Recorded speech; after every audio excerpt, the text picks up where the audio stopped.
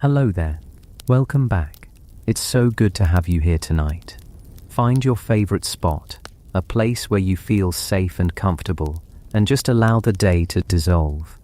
Tonight, we're going to do something a little different. We're going to take a story you know by heart, a fairy tale whispered to us in childhood, and we're going to peel back its pages to find the truth hiding in the ink. We're going on a search for a real plant, a humble little flower that became so powerfully desired, it launched one of the most famous tales ever told, the story of Rapunzel. It's a remarkable thought, isn't it? That a story of towers and witches and impossibly long hair began not with magic, but with botany, with a craving for something green growing in the earth. If you enjoy these quiet explorations, and only if it feels right, do consider letting me know with a like or perhaps subscribing. It just lets me know that you're out there, listening in the dark.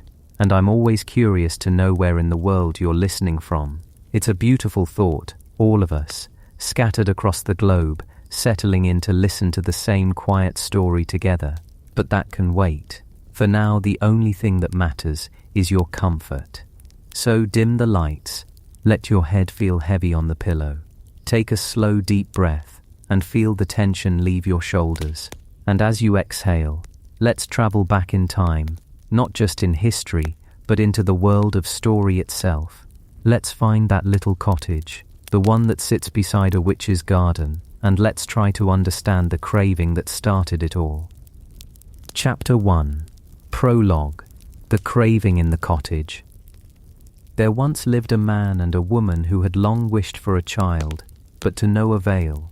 At last, however, the woman hoped that God was about to grant her desire. These people had a little window at the back of their house from which a splendid garden could be seen, which was full of the most beautiful flowers and herbs. It was, however, surrounded by a high wall, and no one dared to go into it because it belonged to an enchantress who had great power and was feared by all the world. One day the woman was standing by this window and looking down into the garden, when she saw a bed which was planted with the most beautiful Rapunzel, and it looked so fresh and green that she longed for it. She yearned for it so much that she began to pine away. Let's just stay there for a moment. Before the tower, before the prince, before a single strand of golden hair is ever mentioned, let's stay in that small, quiet room, with the woman standing at the window. The story tells us she is pregnant, her body engaged in the most complex and demanding act of creation that biology has ever devised, and from this vantage point, she looks out upon a world of profound and ordered life, a garden. It's easy, in our modern world, to romanticize a garden. We think of it as a hobby, a place of leisure. But in the time this story was born, a garden like this was something else entirely. It was a fortress against starvation. It was a living pharmacy. Each plant was a tiny, well-defended vessel of specific vitamins, minerals, and compounds that could mean the difference between life and death, especially during the long, dark months of winter or the unpredictable famines of the past.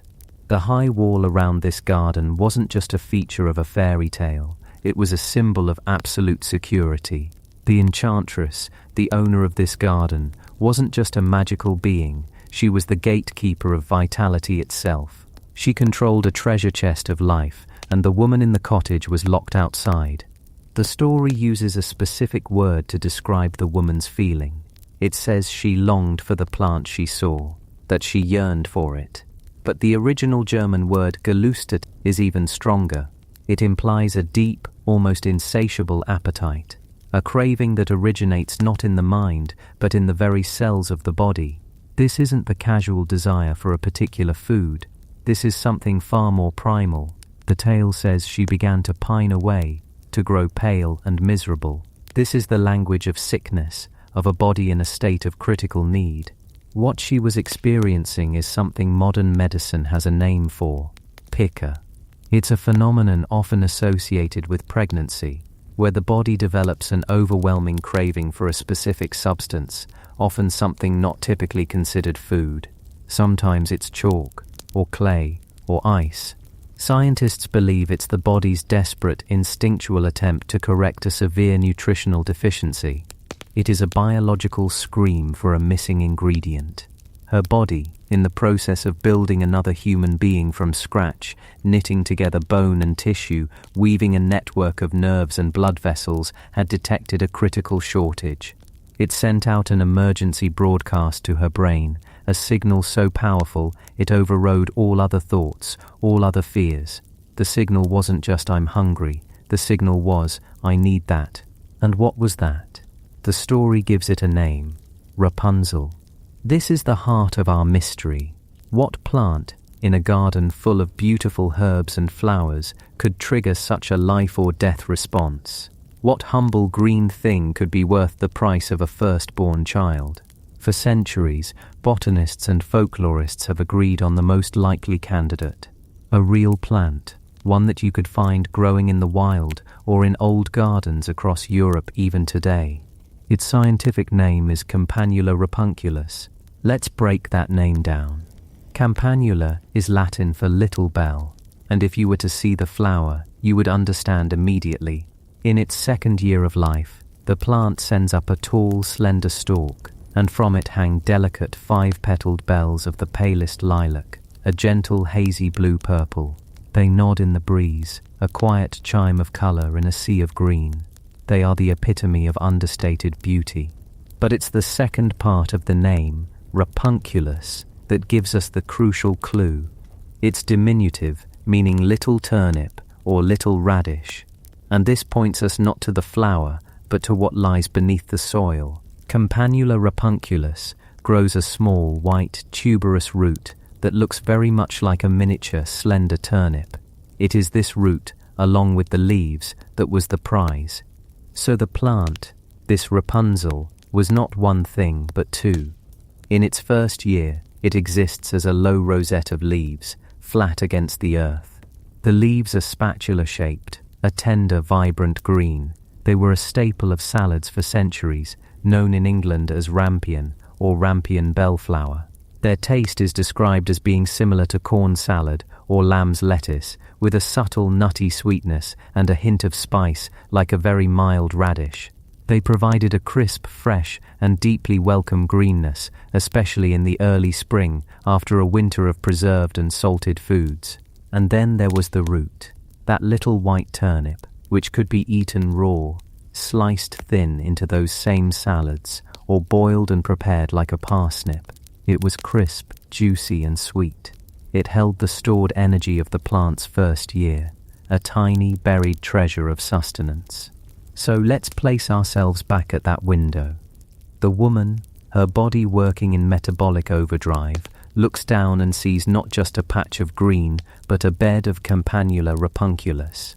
She sees those fresh, tender leaves, and her body, starved for some essential nutrient after a long winter, screams for it.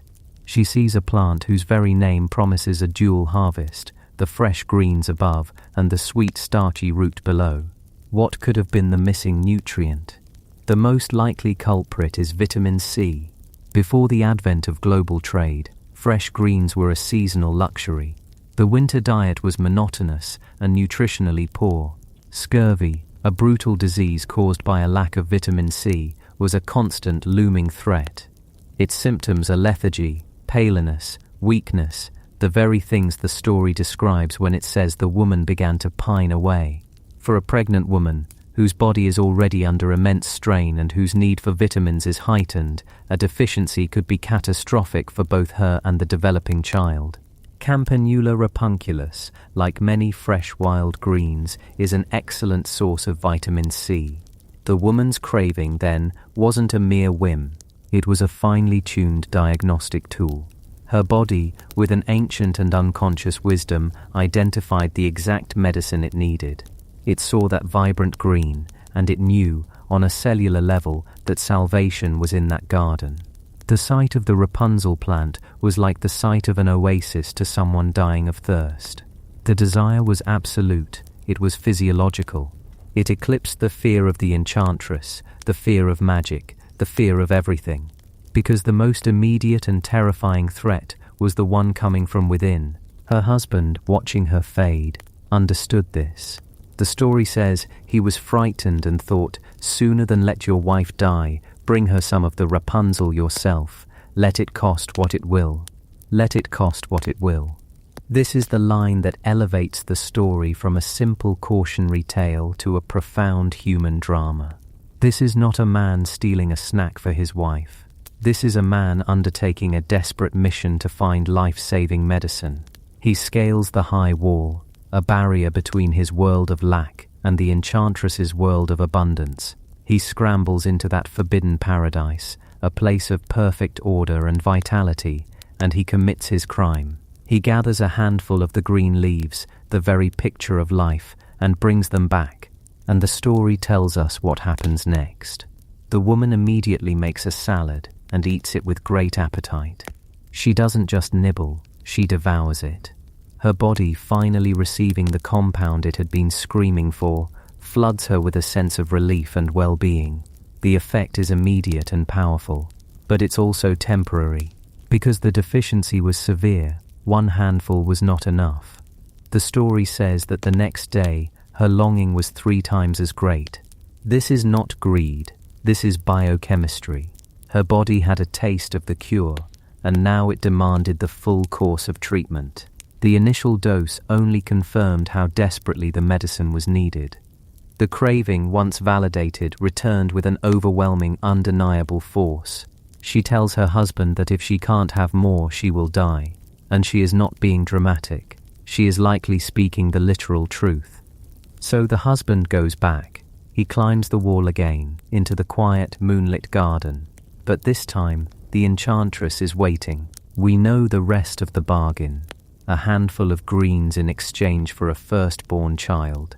On the surface, it's the stuff of nightmares, a monstrously unfair transaction.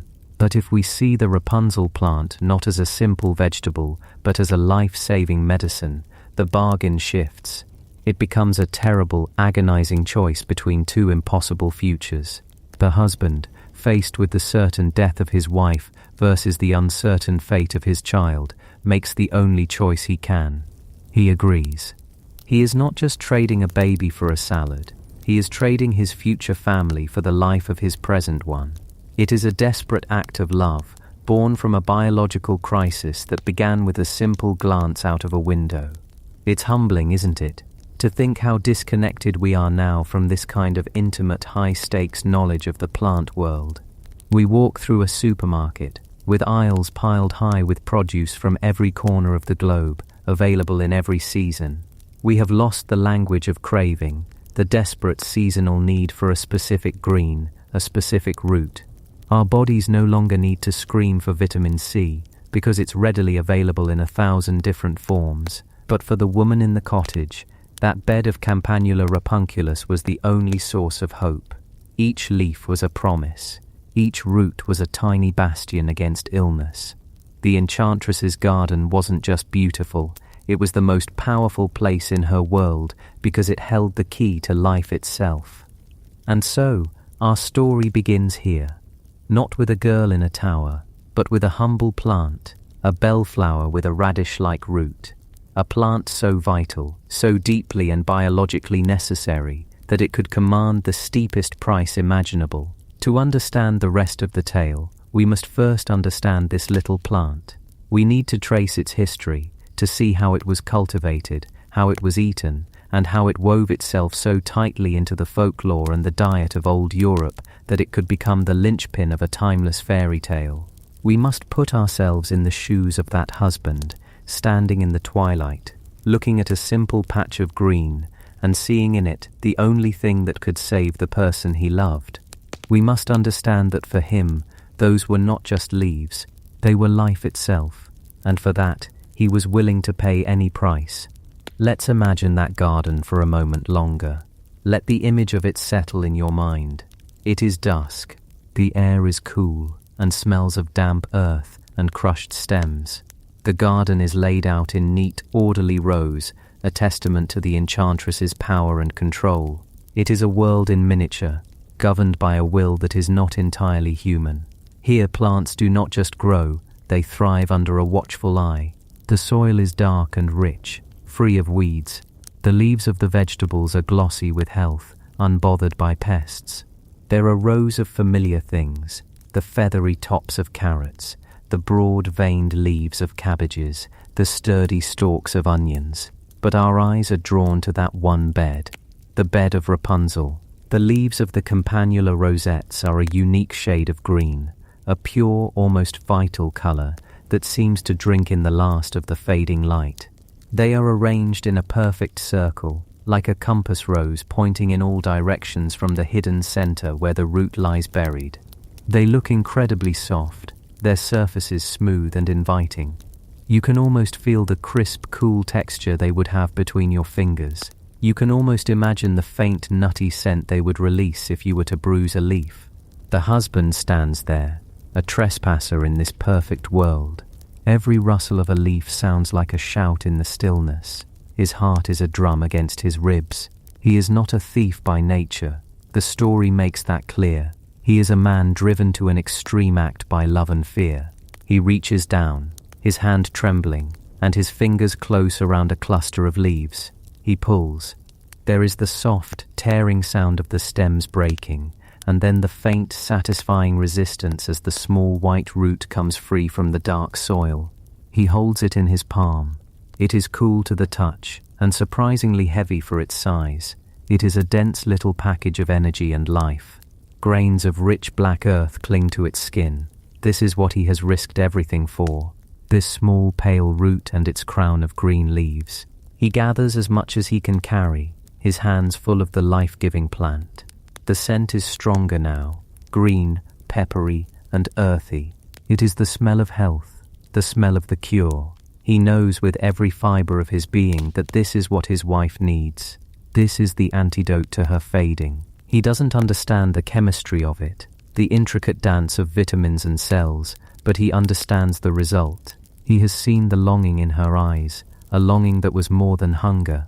When he returns to the cottage, the air inside is thick with worry. The woman is pale, lying down, her energy depleted. But the moment he brings the Rapunzel into the room, something changes. The fresh, earthy scent fills the small space, and her eyes open, focusing on the handful of greens. The story is spare with its details here, but we can fill them in. She would have taken the leaves, perhaps washing them in a small bowl of water. Her fingers would have moved with a renewed energy, preparing the salad that her body had demanded. Imagine the first bite, the crispness of the leaves, the faint, sweet crunch of the sliced root, the rush of flavor, clean and green and vital. For her, this was not just food, it was a sacrament. It was the reversal of a slow decline. With every bite, she could feel life flowing back into her. The effect, as described in the story, is instantaneous and miraculous. Her color returns, her strength returns, and the craving for a short while is silenced, replaced by a deep and profound satisfaction. It is the feeling of a body coming back into balance. But this relief also serves to crystallize the desire. It confirms the diagnosis her body had made. The Rapunzel plant is the key. And so the next day, the need is no longer a vague, sickening pining. It is a sharp, specific, and all-consuming demand. It has a name, a shape, and a taste. The psychological element is now as powerful as the physiological one. She knows what will make her well, and she knows it is just on the other side of the wall. This cycle of craving and temporary relief is a powerful engine for a story. It creates an unbearable tension. It is a perfect depiction of how a biological need can drive human beings to acts of extraordinary risk. The husband is caught in this cycle just as much as his wife is. Her need becomes his mission. Her suffering becomes his motivation. He is no longer just a husband, he is a provider in the most primal sense of the word. He must secure the resource that will ensure the survival of his mate and their unborn child.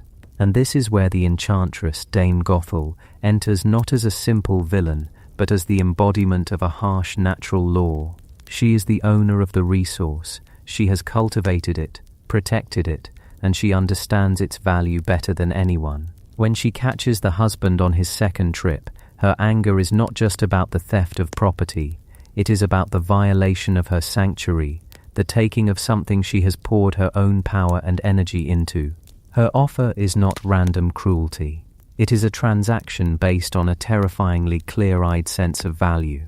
You desire this plant, this life-giving Rapunzel, more than anything, she says in essence.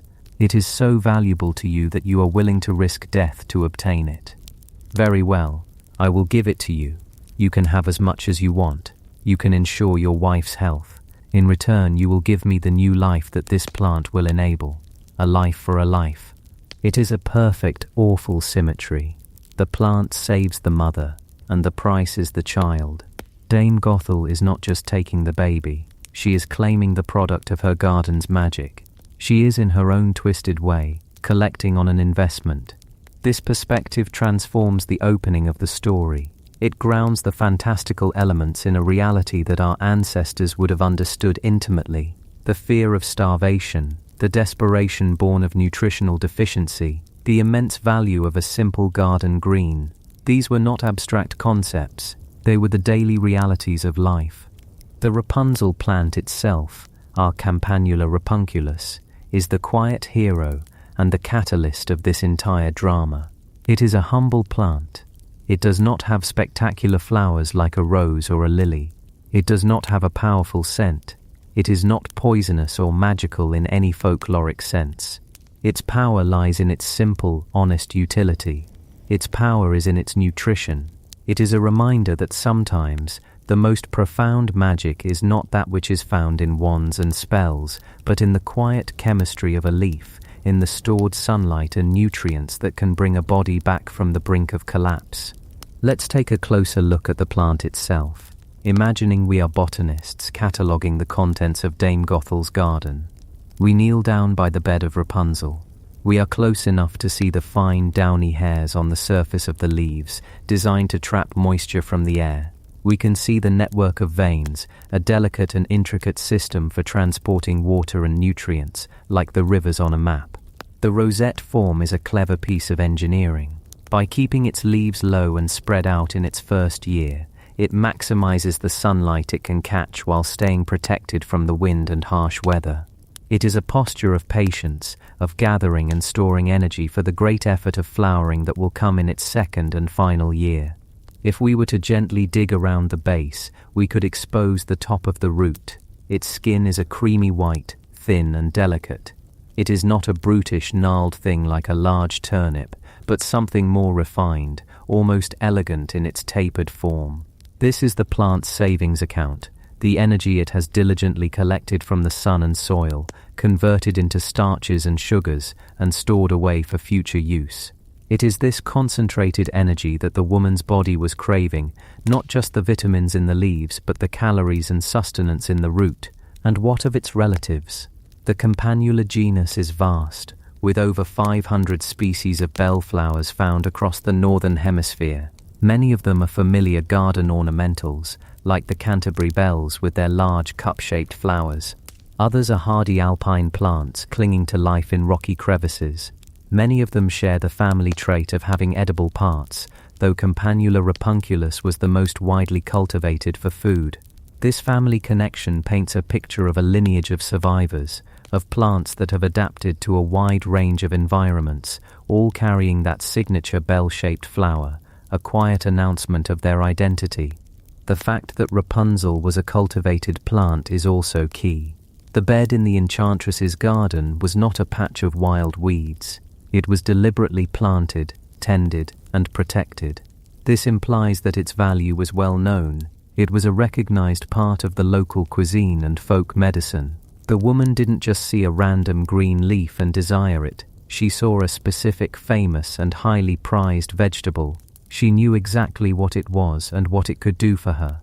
The enchantress, too, knew its value, which is why she guarded it so fiercely behind her wall.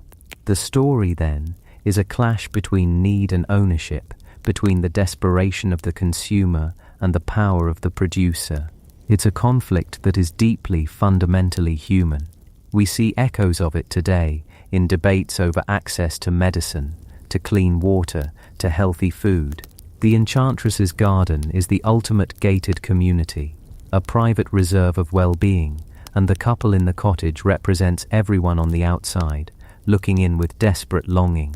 And so, we leave this first chapter here, in the quiet aftermath of the terrible bargain. The woman is healthy, The pregnancy continues, but there is a shadow hanging over the cottage, a promise that must be kept. The Rapunzel plant has done its work, saving the mother's life, but its price is about to come due. The story that will unfold from this point, the birth of the child, her sequestration in the tower, her long golden hair, is a cascade of consequences that all flow from this initial biological crisis. The magic that follows is born from the mundane. The fairy tale is rooted, quite literally, in the soil of a witch's garden, in the cellular needs of a pregnant woman, and in the simple, life-giving chemistry of a little plant with pale purple, bell-shaped flowers. As you settle deeper into your rest tonight, perhaps you can hold on to that image, a small, unassuming plant, full of quiet power, a reminder that the great stories, the ones that last for centuries, are often about the simplest things. They are about our bodies and their needs, about the earth and what it provides, and about the desperate, beautiful, and sometimes terrible things we are willing to do for the people we love. The story of Rapunzel is not about a princess. It begins as the story of a mother and the humble vegetable that saved her life. Chapter 2: The Tyranny of the Soil, Sustenance, Medicine, and Magic. And so, to understand this story, to truly grasp the weight of that craving for a humble vegetable, we have to do something that is both very simple and profoundly difficult. We have to forget our world. We have to let go, just for a little while, of the quiet hum of the refrigerator, the bright, clean aisles of the grocery store, the casual certainty that if we are hungry, food is only a few minutes away. We must step out of our time and into theirs, into a world governed not by clocks or calendars, but by the slow, inexorable turning of the seasons and the whims of the soil beneath their feet. Imagine, if you will, the silence, not a peaceful, chosen silence, but a deep, world-encompassing quiet that settles over the land as the sun goes down. There is no electric glow on the horizon. The only light comes from the moon, the stars, or the flickering, precious flame of a tallow candle or a fire in the hearth. The darkness outside the cottage walls is absolute, and it is filled not with the distant hum of traffic, but with the sounds of the night woods, the call of an owl, the rustle of some unseen creature in the undergrowth. This is a world where the boundary between the known and the unknown, the safe and the dangerous, is as thin as the wooden door of your home. In this world, life is a conversation, a constant negotiation with the earth, and for much of the year, the earth is a harsh and unforgiving partner. We speak of the 4 seasons as if they are equal partners in the year, a gentle rotation of experiences. But for our ancestors, the year was brutally divided into 2 great kingdoms, the season of life and the season of survival. Summer was a frantic race against time, a period of relentless labor from sun-up to sundown. Every member of the family, from the smallest child who could be tasked with scaring birds away from the crops, to the oldest grandparent bent over with a weeding hook, worked with a singular, desperate focus. They were not working for wealth or for comfort. They were working to build a fortress made of grain, of dried apples, of salted meat, and of pickled vegetables, a fortress against the great enemy, winter. Winter was not a cozy season of holidays and warm blankets. It was the long siege. As the days grew shorter and the cold seeped through the daub and wattle walls of the cottage, the world shrank. The larder, that small, cool room, became the absolute center of existence. Every meal was a careful calculation. Every scoop of flour, every dried pea was a resource being depleted.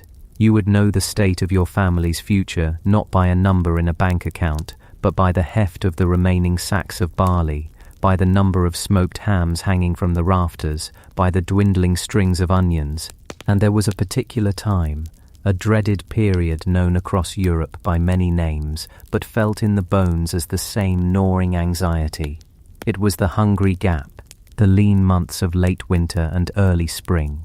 It's that desperate moment when the stores from the previous harvest are nearly gone, the salted pork is down to the last knuckle, the grain bin is showing its wooden floor, but the new crops of the year have not yet begun to grow. The ground is still cold and hard. The first green shoots are still weeks or months away. This was the time of the true tyranny of the soil, when the earth held all the power, and all you could do was wait and hope that you had calculated correctly, that your fortress of food would last until the siege was lifted. The food itself was a landscape of monotony. The flavors we take for granted, the bright shock of citrus, the deep warmth of distant spices, the year-round sweetness of sugar were luxuries beyond the wildest dreams of a common person. The diet was a rotation of the same stolid, reliable staples: bread, coarse and dark; pottage, a thick stew of grains and whatever vegetables were available simmering for hours over the fire; maybe some cheese, some salted fish if you lived near the coast or a river. Flavor came from onions, from garlic, from the pathherbs grown in a small garden patch. It was a diet designed for one purpose: to provide the sheer physical energy needed to labor in the fields day after day. It was fuel, and during the hungry gap, even that fuel was rationed. Now, into this world of cold, of darkness, of scarcity and monotony, let us place our pregnant mother from the story. Her body is undertaking the most demanding of biological projects. It is building another human being from scratch. We understand this now in terms of calories, of proteins, of folic acid and iron and calcium. Her body is crying out for these building blocks, drawing them from her own reserves, depleting her stores. Without our modern understanding, this profound biological need would manifest as a feeling, an overwhelming, irrational, and desperate craving, an instinct that rises from the deepest parts of the self, a physical command that drowns out all other thoughts. This phenomenon, the craving for strange or specific things during pregnancy, was well known. They called it pica, a word borrowed from the Latin for magpie, a bird known for its habit of collecting strange and varied objects.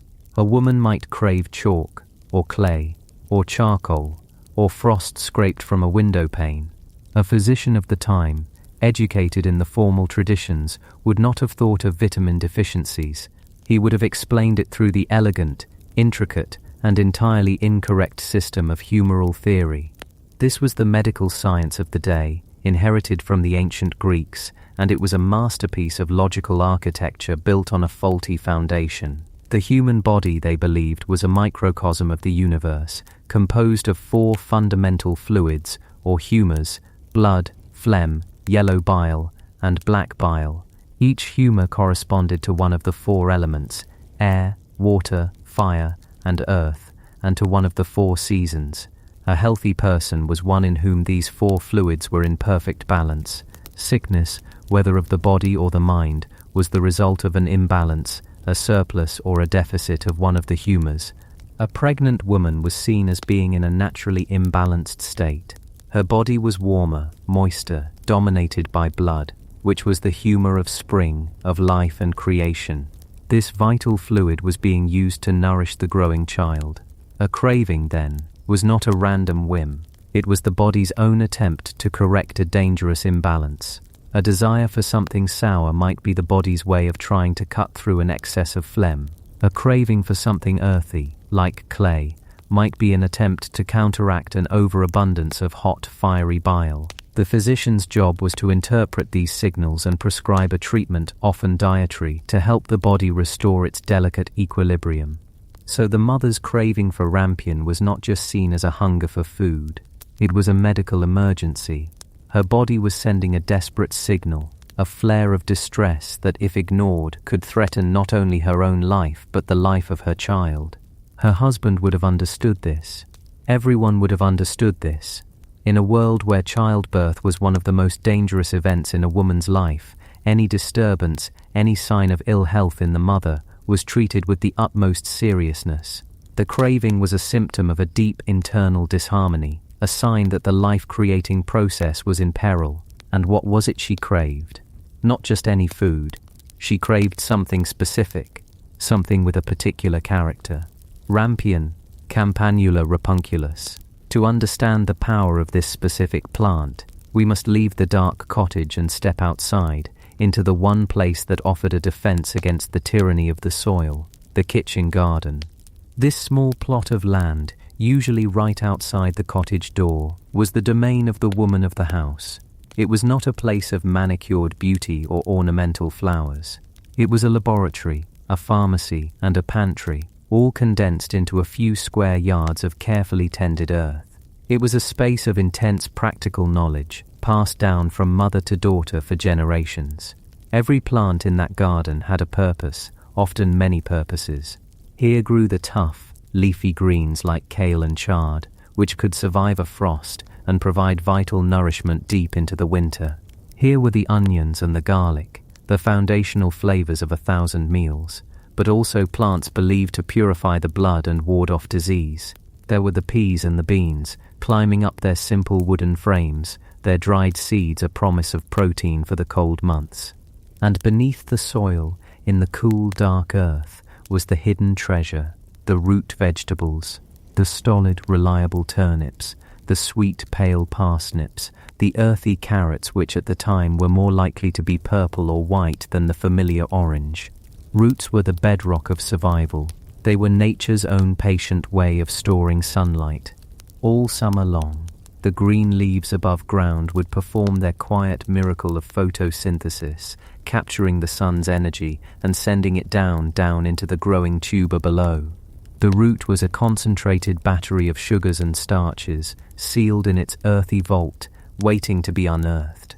It was food that could be kept for months in a root cellar or buried in a clamp of sand, a bulwark against the hungry gap. Among these humble and essential roots was rampion. It was not a major crop like a turnip. It was something a little more special. Let's picture it. Above ground, in its first year, it forms a rosette of leaves, not unlike a dandelion or a lettuce. These leaves were edible, with a sharp, spicy, slightly bitter taste, a bit like arugula or spinach. They would have been a welcome addition to the pottage or eaten as a salad, a word that comes from the Latin for salted, as fresh greens were often simply dressed with salt. In its second year, the plant would send up a tall stalk, bearing delicate bell-shaped flowers of a pale blue or lilac color, which gives the whole family its name, Campanula, meaning little bell. But the true prize, the object of the craving, was the root. It's a long, slender, tapering root, like a small, pale parsnip or a white carrot. And when you pull it from the earth, wash it clean, and bite into it, you get a remarkable combination of sensations that would have been electrifying to a palate accustomed to the blandness of stored food. First, there is the texture. It is wonderfully crisp, juicy, and crunchy, much like a radish or a water chestnut. Then there is the flavor. It starts with a mild sweetness, a nutty quality, but this is quickly followed by a pleasant, peppery heat, a clean, sharp, vibrant taste that speaks of the living earth. Now place that sensory experience back into the context of late winter. The mother has been eating dried, salted, or stewed foods for months. Her world of flavor has been muted, grey. The craving for rampion is not just a craving for calories. It is a craving for freshness, for crispness, for a taste that is alive. It is a yearning for the vital, green energy of spring, for a sign that the long siege of winter is ending. Her body, in its deep wisdom, is crying out for the very nutrients most lacking in her winter diet. Rampion is a good source of vitamin C, that essential nutrient for preventing the lethargy, the weakness, the bleeding gums of scurvy, a constant threat during the winter months. Its sharp flavor comes from compounds that stimulate the appetite and digestion. In the language of the humors, its crisp, cool, moist nature would have been seen as the perfect antidote to the dry, cold melancholy of winter or the fiery imbalance of pregnancy. It was, in a very real sense, medicine. And this is where the garden's role deepens. It was not just a source of sustenance, it was the village pharmacy, and the pharmacist was the woman who tended it, the one they might call a wise woman, a cunning woman, or if they feared her, a witch. The garden in our story does not belong to just anyone. It belongs to an enchantress, a sorceress. But let's peel back the fairy tale language and look at the reality it represents. Who was this woman? In all likelihood, she was the village herbalist, the midwife, the healer. She was the one you went to when a child had a fever, when a man was wounded in a farming accident, when a woman was struggling in childbirth.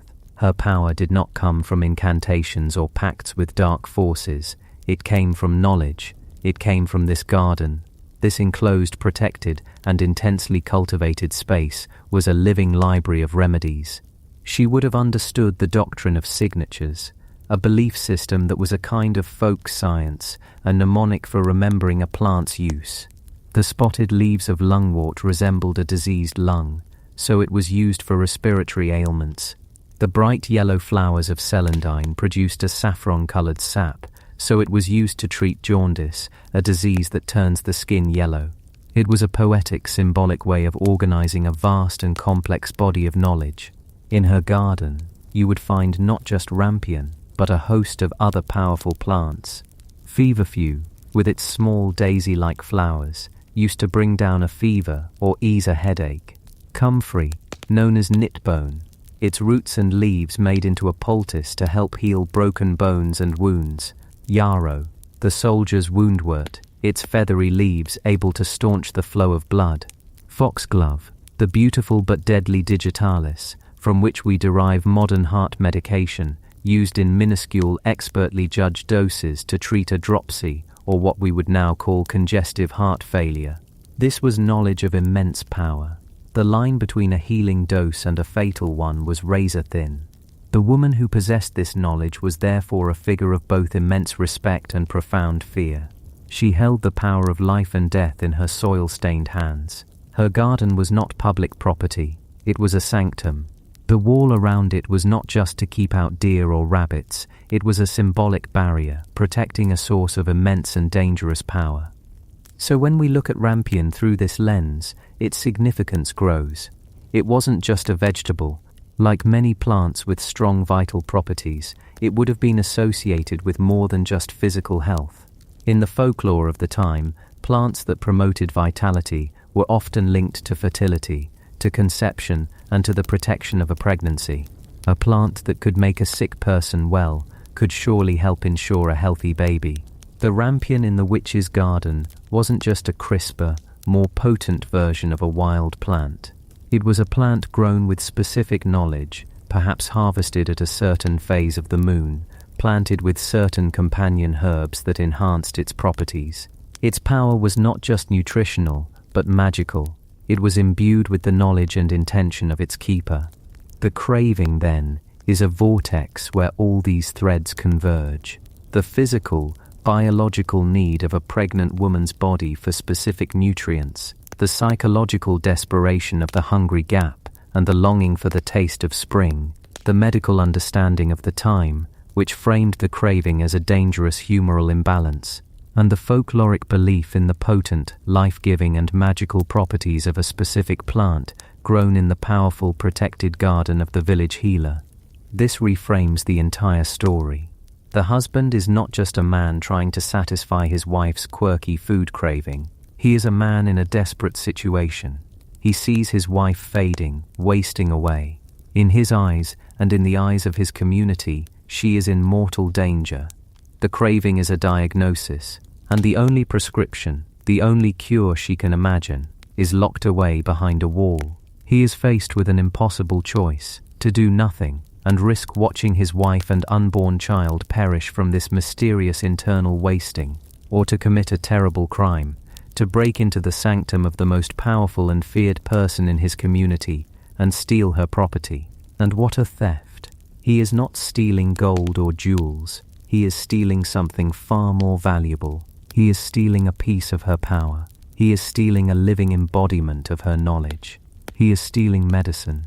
He is stealing magic. The act of climbing that wall is an act of profound desperation and transgression. He knows the risk. He knows that the consequences of being caught will be severe, not just legally but supernaturally. He is trespassing on sacred ground, taking a resource that is not his to take.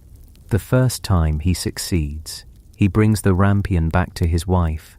She devours it, and for a moment she is well.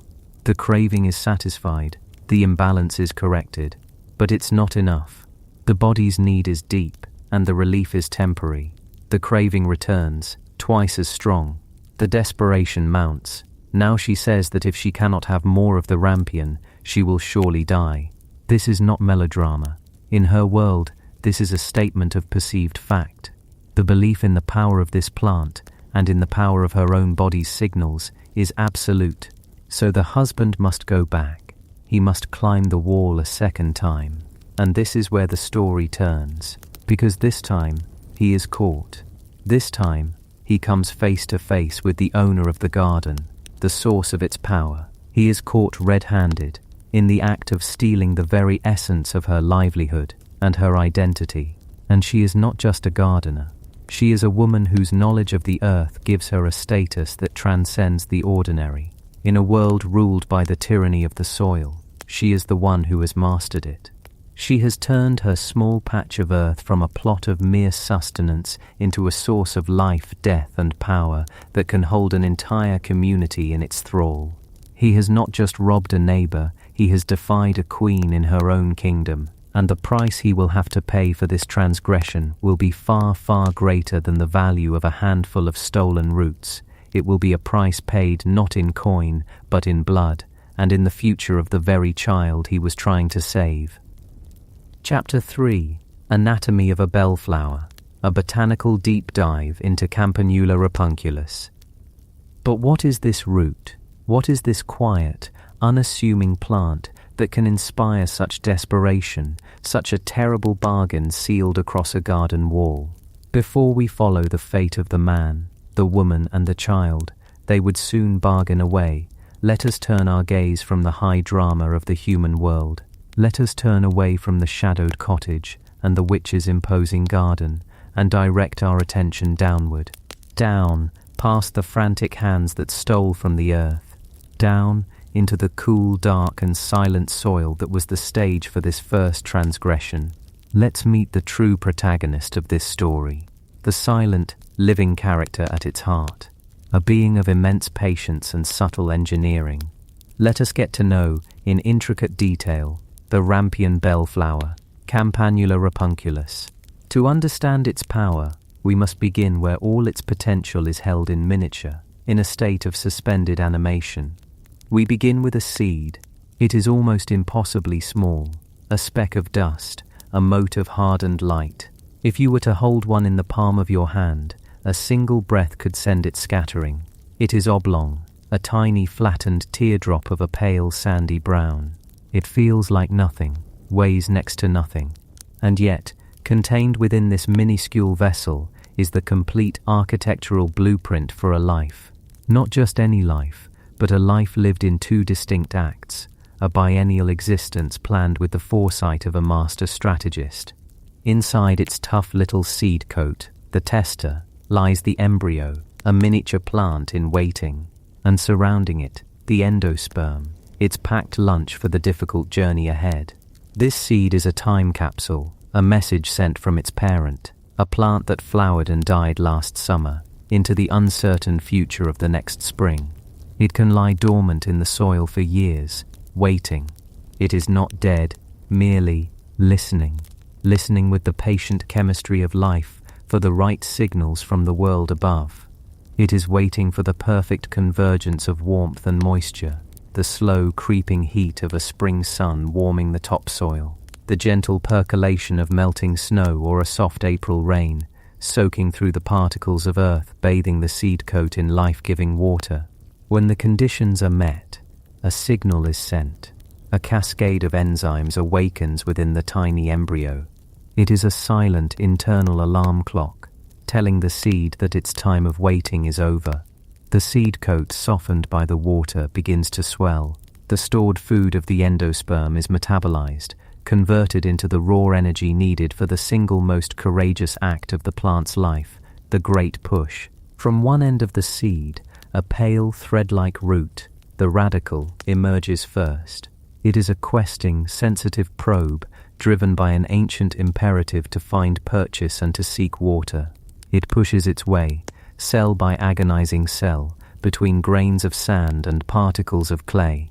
It is guided by gravity, a phenomenon it can somehow sense, always growing down into the life-sustaining darkness. This is the anchor, the first foothold in the world. And then, with its anchor set, the shoot begins its journey upward. It pushes against the weight of the entire world above it, a column of soil that must seem like a mountain. It doesn't fight the soil so much as it navigates it, bending around pebbles, finding paths of least resistance. It travels not towards the light it has never seen, but simply away from the pull of gravity that guides its route. Finally, after days of this slow, invisible struggle, it breaks the surface. The first thing we see are not true leaves. They are the cotyledons, the seed leaves. They are simple, small, and oval, a pair of tiny green paddles that unfurl into the sunlight. They are the plant's first solar panels, and their job is urgent.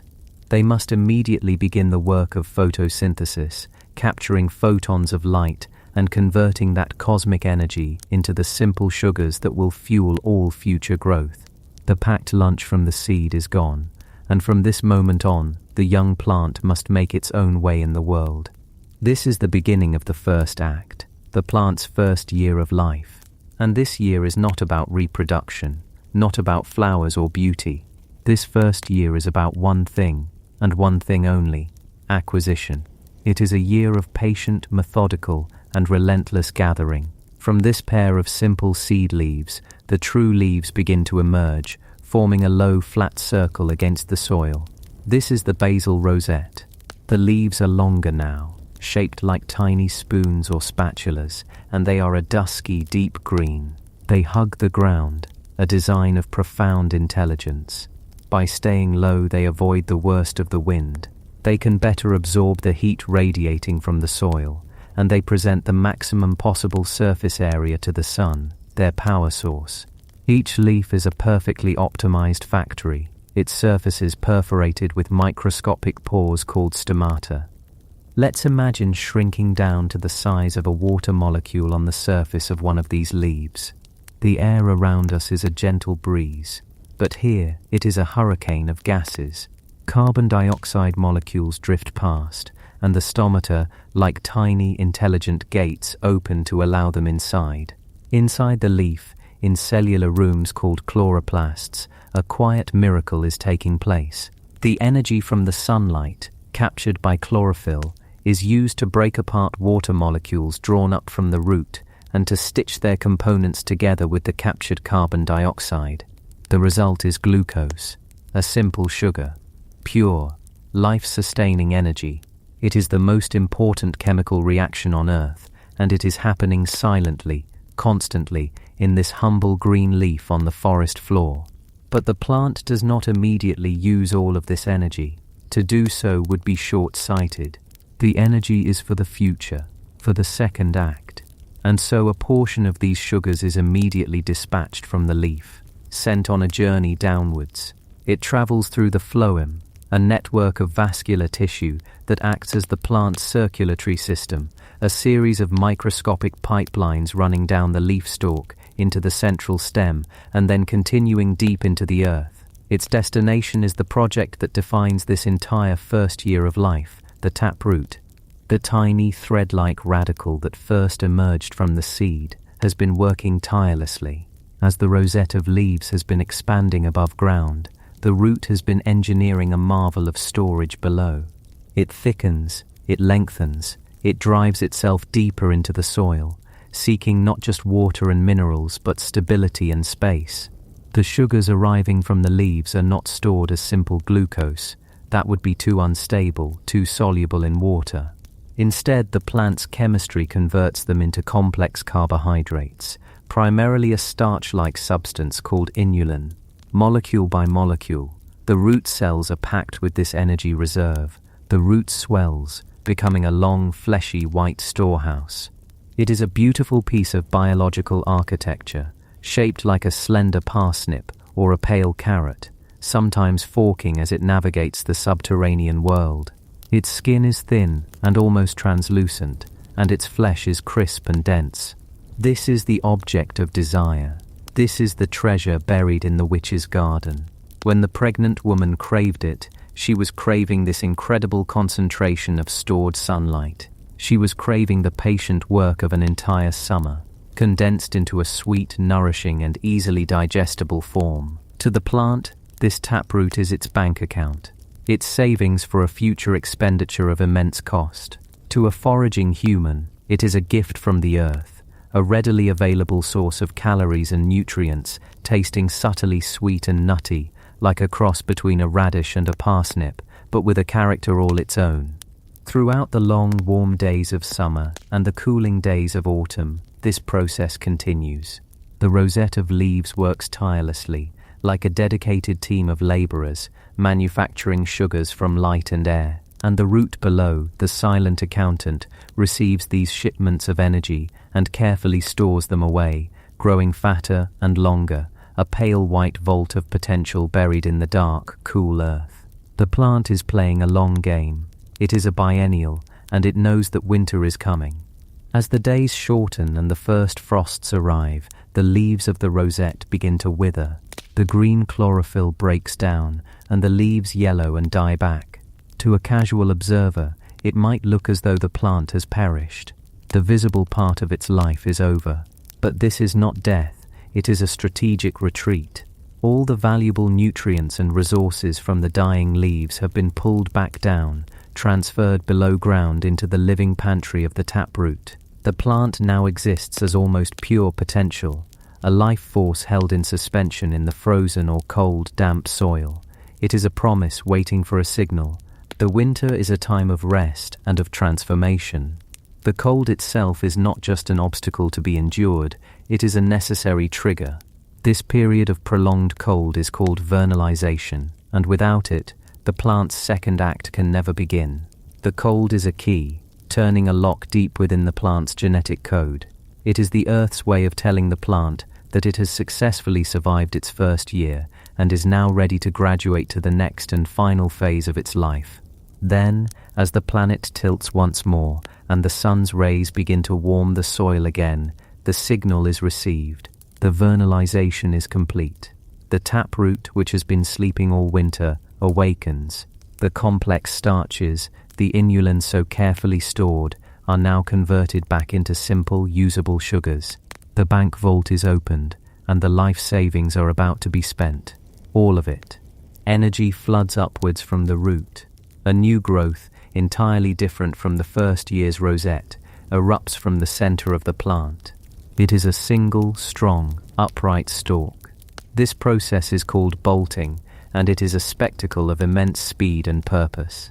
Where the plant once hugged the earth, it now aspires to the sky. The stalk grows quickly, sometimes reaching 2 or 3 feet in height. It is ribbed and slightly hairy, and along its length smaller, narrower leaves, shaped like lances, grow in an alternating pattern. The plant has completely changed its form, its entire architecture repurposed for a new and singular mission, reproduction. At the apex of this stalk, and from smaller stems branching off it, the buds begin to form. They are small, green, and unassuming at first, but inside, another miracle of engineering is taking place. The energy surging up from the spent taproot is being channeled into the creation of one of nature's most iconic forms, the bellflower. As the bud swells, the 5 petals, which are fused together for most of their length, begin to show their color, a delicate, beautiful shade of lilac blue, or sometimes a creamy white. When it finally opens, it is a perfect, nodding bell. The name Campanula is in fact Latin for little bell. The shape is not an accident of aesthetics, it is a carefully designed invitation. It is a landing platform and a shelter for the creatures the plant now needs to summon. Let us look closely inside this bell. The reproductive organs are arranged with the precision of a watchmaker. At first, you will see the male parts, the stamens, which are tipped with anthers coated in a fine pale yellow pollen. At this stage, the female part, the pistil, located in the very center, is not yet mature. Its receptive tip, the stigma, is closed. This is a clever strategy called protandry, and it exists to prevent the flower from pollinating itself. The plant is seeking genetic diversity, which requires a partner, and so the flower broadcasts its message to the world. Its vibrant color is a visual signal, a billboard visible to the compound eyes of insects from yards away. It may also have nectar guides, patterns visible only in the ultraviolet spectrum, which act as landing strips, guiding the visitor to the prize. The prize is nectar, a sweet, sugary liquid produced in glands at the base of the flower. It is a payment, a wage offered for a vital service. A bee, perhaps, is the first to answer the call. It is drawn by the color and the faint, sweet scent. It lands on the lip of the bell and crawls inside, seeking the nectar at its base. As it moves around, its fuzzy body becomes thoroughly dusted with the fine, sticky pollen from the anthers. After it has drunk its fill, it flies away, carrying this precious cargo. It might visit several more young flowers, collecting more pollen before it finds a slightly older flower, one that has been open for a day or two. In this older flower, a change has occurred. The anthers have withered away, their job complete. And now the stigma at the tip of the central pistil has unfurled, revealing a sticky, feathery surface. It is now receptive. It is waiting. When the pollen-dusted bee arrives and crawls inside this flower, some of the pollen from the first flower brushes off its body and onto this receptive stigma. The service has been rendered. Pollination is complete. The moment a grain of pollen lands on the stigma, it begins to grow a tube, a microscopic tunnel that travels down the length of the style and into the ovary at the base of the flower. Through this tube, the male genetic material travels to meet an ovule, and fertilization occurs. The flower's purpose is fulfilled. Its beautiful lilac petals will soon wither and fall away. Its brief, glorious display is over. The energy of the plant is now redirected one last time. The ovary at the flower's base begins to swell and harden. It develops into a seed capsule. As it matures, it droops downwards, pointing towards the earth. This too is a piece of brilliant engineering. At the base of the capsule, near where it connects to the stalk, a series of small pores or holes will open up, but only when the capsule and the air around it are dry. This is a poricidal capsule, and it functions just like a salt or pepper shaker. The plant now stands as a dry brown stalk, a skeleton of its former self. The great taproot below is now completely exhausted, a shriveled, empty husk. The leaves have all withered. All of the life, all of the energy gathered over 2 long years has been poured into this final act, the creation and dispersal of the next generation. A gust of wind shakes the stiff, dry stalk. As it sways back and forth, the tiny dust-like seeds are peppered out of the small holes at the base of the capsule. They fall and scatter, carried on the breeze, thrown a few feet away from the parent plant. The design ensures that the seeds are only released in dry weather, when they are most likely to travel farther and not clump together in the wet. And with that, the life cycle of Campanula rapunculus is complete. The parent plant dies, having spent its entire life savings on this one magnificent reproductive effort. It has fulfilled its biological imperative, and scattered on the ground around it are hundreds of tiny new time capsules, each one holding the blueprint to repeat this patient, 2-year journey all over again. This is the creature at the center of our story. Not a passive vegetable, but an active, strategic life form.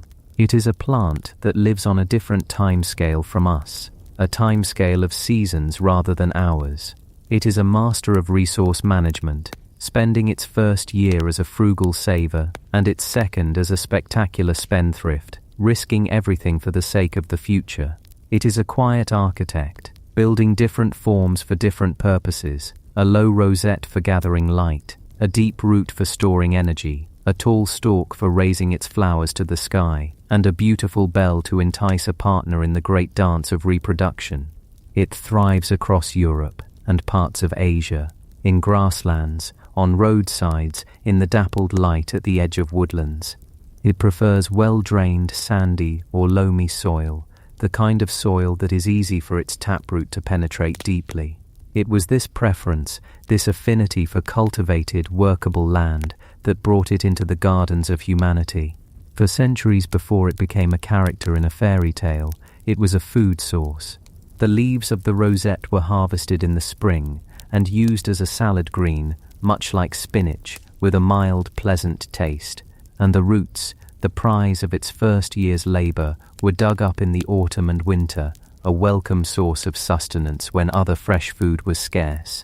It was a plant that lived alongside people, a part of their landscape and their diet. So when we see the man in the story, risking everything to steal a handful of rampion, we can now understand the full context of his desire. He is not just stealing a plant, he is stealing stored time. He is stealing the product of an entire year of silent photosynthetic work. He is taking possession of a perfectly packaged survival kit, a life savings of stored sunlight and earthly minerals designed by millennia of evolution to fuel a future miracle. He is taking the battery that was meant to power the Bellflower's glorious ascent to the sky, and in doing so he sets in motion a story of bargains and towers, of hair as long as a vine, and of a princess named fittingly after the very plant that began it all, Rapunzel, the little root, the humble and yet utterly remarkable Bellflower. Chapter 4. The Witch's Enclosure. Gardens, knowledge and control. And so, a bargain is struck, a life for a root, a child for a craving. But to understand the weight of this exchange, we must understand the one who made the demand. We must step away from the desperate father at the wall and turn our attention to the other side, to the garden itself, and to the woman who was its mind, its heart, and its unforgiving will. The story calls her a witch, a sorceress, a creature of dark and unknowable power. And perhaps to the villagers who lived in the shadow of her walls, that is exactly what she was. But the truth, as is so often the case in the natural world, is something far more intricate, and in its own way, far more formidable. Mother Gothel was not a conjurer of spells in the way we might imagine. Her power did not come from incantations whispered at midnight, but from a lifetime of observation, of patience, of deep and reverent listening. Her power was rooted, quite literally, in the earth. She was a master botanist. To say she simply grew plants is to say a master librarian merely stacks books, or that a geologist simply looks at stones. Her garden was not a quaint patch of vegetables and flowers. It was a living library of esoteric knowledge. It was a laboratory for the quiet, patient chemistry of life. It was a pharmacy holding cures for fevers, balms for wounds, and yes, poisons that could stop a heart with the subtlety of a falling leaf. Her magic was pharmacognosy, the ancient science of deriving medicine from natural sources. Her grimoire was the silent language of leaf shape, root structure, and flowering time. Imagine for a moment the dedication this requires. It is a knowledge that cannot be learned in a year or even a decade. It is the collected wisdom of generations, passed down or painstakingly rediscovered. It is the ability to walk through a forest and see not just a wall of green, but a complex society of organisms. To recognize the feathery leaves of yarrow, a plant that can stanch the flow of blood. To know the drooping, bell-shaped flowers of the foxglove, a beautiful and potent heart medicine so powerful that the line between a therapeutic dose and a fatal one is terrifyingly thin. To understand that the bark of the willow tree holds a relief for pain and fever, a secret that human chemists would one day isolate and call aspirin. This is a science of subtlety. It is the art of knowing when to harvest a root after the first frost, when the plant's energy has retreated underground for the winter, or in the spring, when it is full of vigor for the coming growth.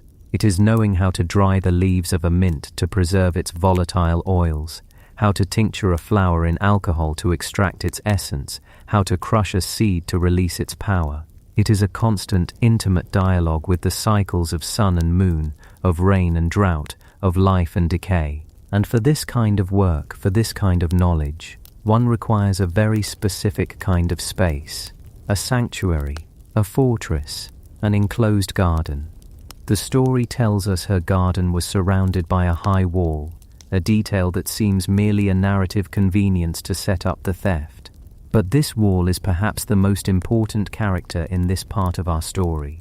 It represents a real and powerful concept, known in history as the hortus conclusus, the enclosed garden.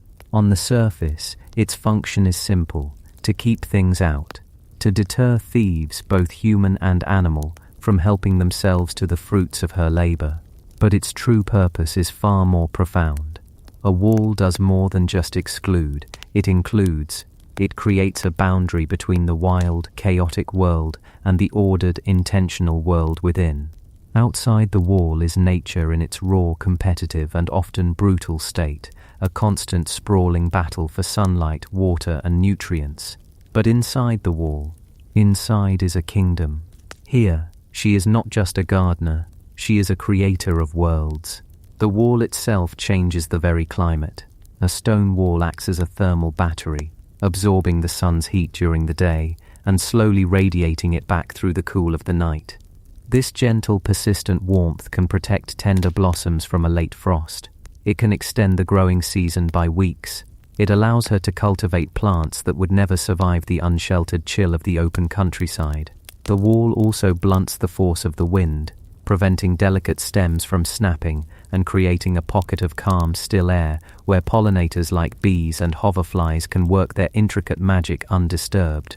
Within this sheltered domain, she can practice a form of botanical alchemy. She can amend the soil in one corner with sand and crushed shells to create the perfect dry, alkaline conditions for lavender and thyme, plants that carry the memory of sun-baked Mediterranean hills in their fragrant oils. In another, shadier corner, she can enrich the earth with leaf mold and peat, creating a damp, acidic bed ideal for the delicate lily of the valley, whose sweet scent belies the potent cardiac toxins hidden in its leaves. She becomes a geologist on a miniature scale, a rainmaker with a watering can, a god of seasons dictating the life and death of her subjects. This enclosure is a space of immense control. Every plant is there for a reason. There are no weeds, unless a so-called weed like the common dandelion is being cultivated for the medicinal properties of its bitter root. Companion planting, a science we are only now fully appreciating, would be second nature to her. She would know to plant basil near her tomatoes to repel hornworms, or to grow fragrant rosemary to confuse the carrot fly.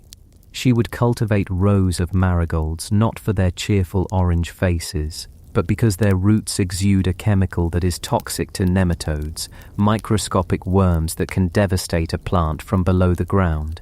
Her garden would be a complex, interwoven tapestry of symbiotic relationships, a carefully orchestrated symphony where she is the conductor.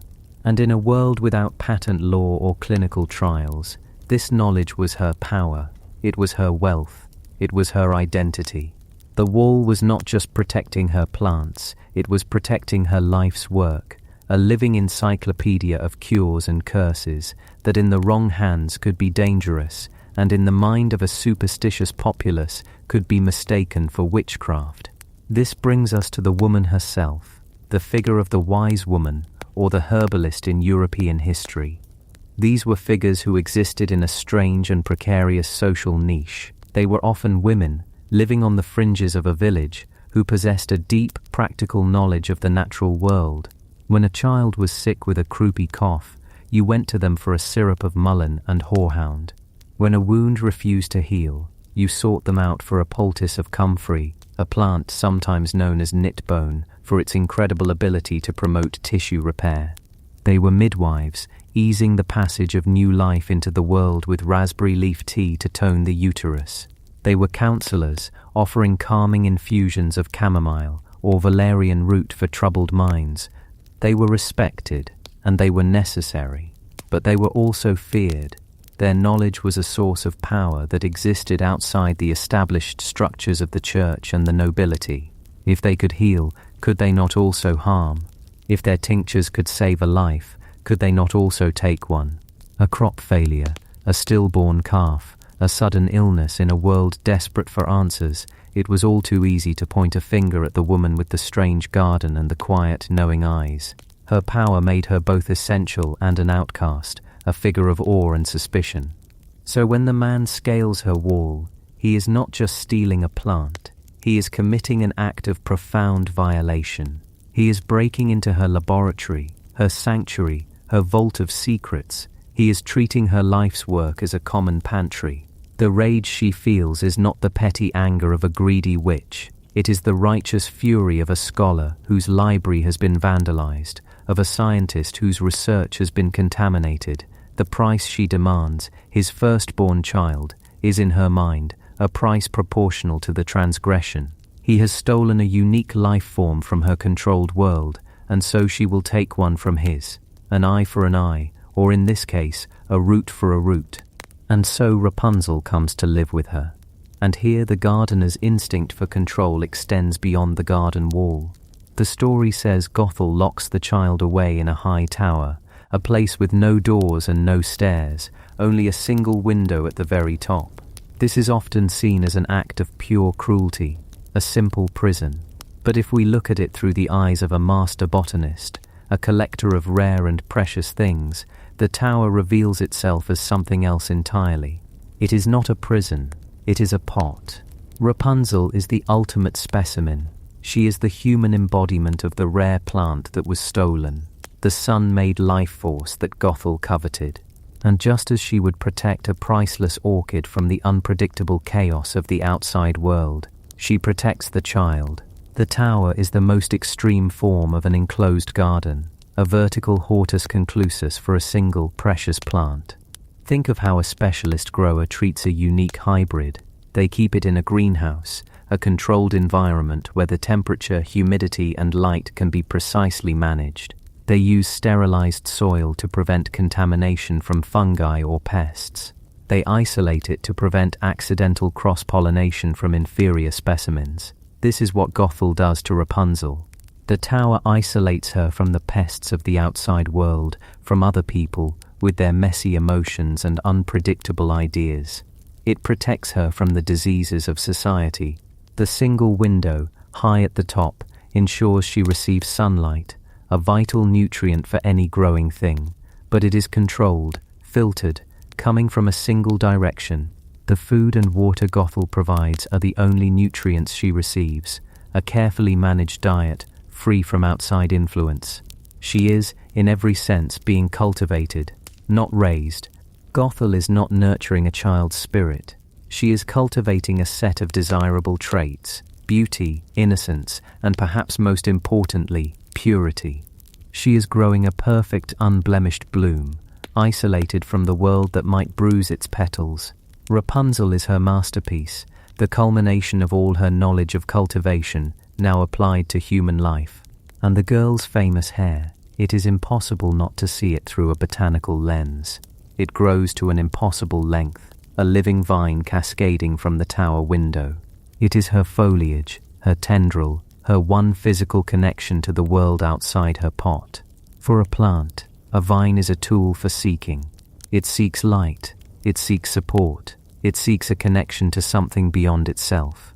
Rapunzel's hair becomes this for her. It is a symbol of the irrepressible life force within her, the genetic programming that, no matter the container, instructs a living thing to grow, to reach, to connect. Gothel, the gardener, uses this vine for her own purposes. Rapunzel, Rapunzel, let down your hair, is her call. She uses the girl's own life force as a rope, a tool for access and control. She sees this magnificent growth not as a sign of the girl's longing for the world, but as a convenience, another feature of her prized specimen to be utilized. She admires the vine, but ignores the plant's yearning for a larger forest.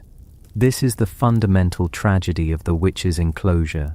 The garden, for all its order and beauty, is a place of profound solitude. Gothel's relationship with her plants is one of knowledge and control, not of communion. She understands their chemistry, but not their context. She sees the individual specimen, but not the ecosystem. And when she applies this same philosophy to a human child, she creates a perfect specimen that is desperately, achingly incomplete.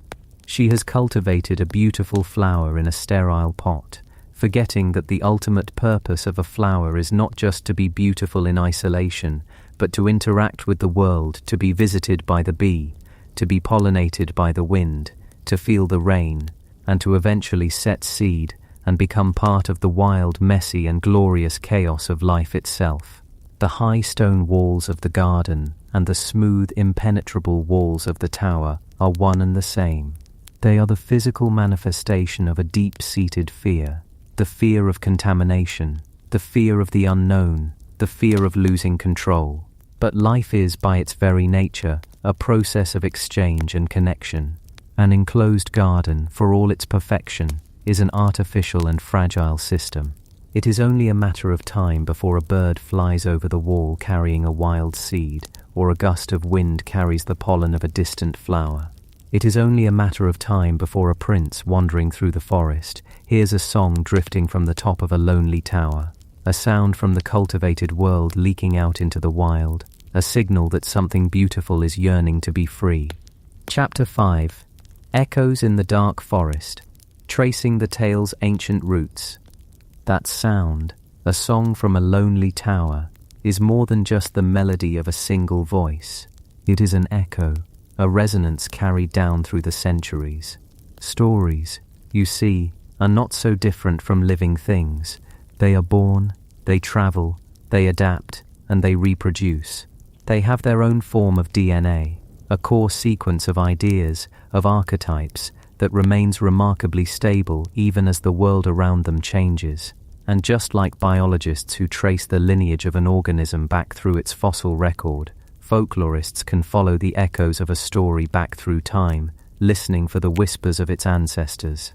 Our story of Rapunzel, the maiden in the tower whose fate is entwined with a humble garden plant, is no exception. It did not spring fully formed into the world from the inkwell of the Brothers Grimm. They were not its creators so much as its most famous curators. They were naturalists of the narrative world, collecting specimens of oral tradition that were fluttering on the verge of extinction in the face of a rapidly industrializing world. The version they recorded and published in the early 19th century is the one that has become the dominant species, the one most of us know.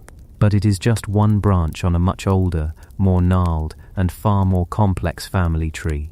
To find its direct parent, its immediate predecessor, we must travel back a little further, to 17th century Naples, a city teeming with life, noise and stories.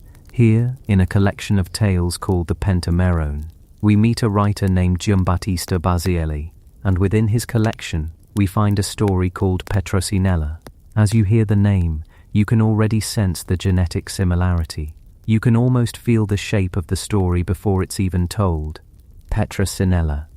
In the Neapolitan dialect of the time, this means parsley, and with that one simple change of a plant, we see the first fascinating mutation, the first adaptation of the story to a new environment. The craving is the same, a pregnant woman, overcome by an insatiable hunger for a plant growing in the walled garden of a fearsome ogress. The theft is the same, the terrible bargain is the same, a child promised in exchange for a handful of herbs. But the plant is not the rare wild rampion, the Campanula rapunculus. It is parsley, Petrosellinum crispum, one of the most common and beloved herbs in Italian cuisine. This is a wonderful example of how a story adapts to its local environment. In the deep, shadowed forests of Germany, the setting for the Grimm's tale, a wild, elusive bellflower with a cherished root makes a certain kind of sense. It is something foraged, something belonging to the deep woods. But in the sun-drenched, vibrant world of Naples, the story grounds itself in the orto, the kitchen garden. Parsley was, and is, everywhere. Its scent hangs in the markets, it is chopped finely into countless dishes, it is a familiar domestic presence. By changing the plant, the story makes itself at home. It becomes a Neapolitan story. It speaks the local dialect. Let's stay with this humble plant for a moment. Let's consider parsley, not just as a narrative device, but as a biological organism. It is a biennial plant in the Apiaceae family, a relative of carrots, celery, and the dangerously poisonous hemlock. This family is known for its potent aromatic compounds, the essential oils that give them their distinctive scents and flavors. When you crush a parsley leaf between your fingers, you are rupturing thousands of microscopic cells, releasing a volatile cloud of molecules. A primary component of this scent is a compound called epiol, and it is here, in the biochemistry of the plant, that we find a deeper, darker echo that the story may have been tapping into. Throughout history, parsley was not just a garnish. In the world of herbalism and folk medicine, it was known as a potent thing. It was used to stimulate digestion, to freshen the breath. Yes, but it was also known as an emmenagogue, a substance that could stimulate blood flow in the pelvic area and uterus. Because of this property, it was widely, if unreliably, used in attempts to induce miscarriage. Concentrated doses, especially from the seeds, could be dangerous, even toxic. Suddenly, the craving of the pregnant woman in the story takes on a darker, more complex shade. Her insatiable desire for parsley, a plant with a deep folkloric connection to uterine health and termination, becomes far more unsettling than a simple pregnancy craving for a salad green. Is it possible that the story of Petronella carries a faint, cellular memory of this other, more dangerous property? A memory of the complex and often perilous world of women's health before the age of modern medicine? We can never know for certain, but the choice of parsley over any other common herb feels significant.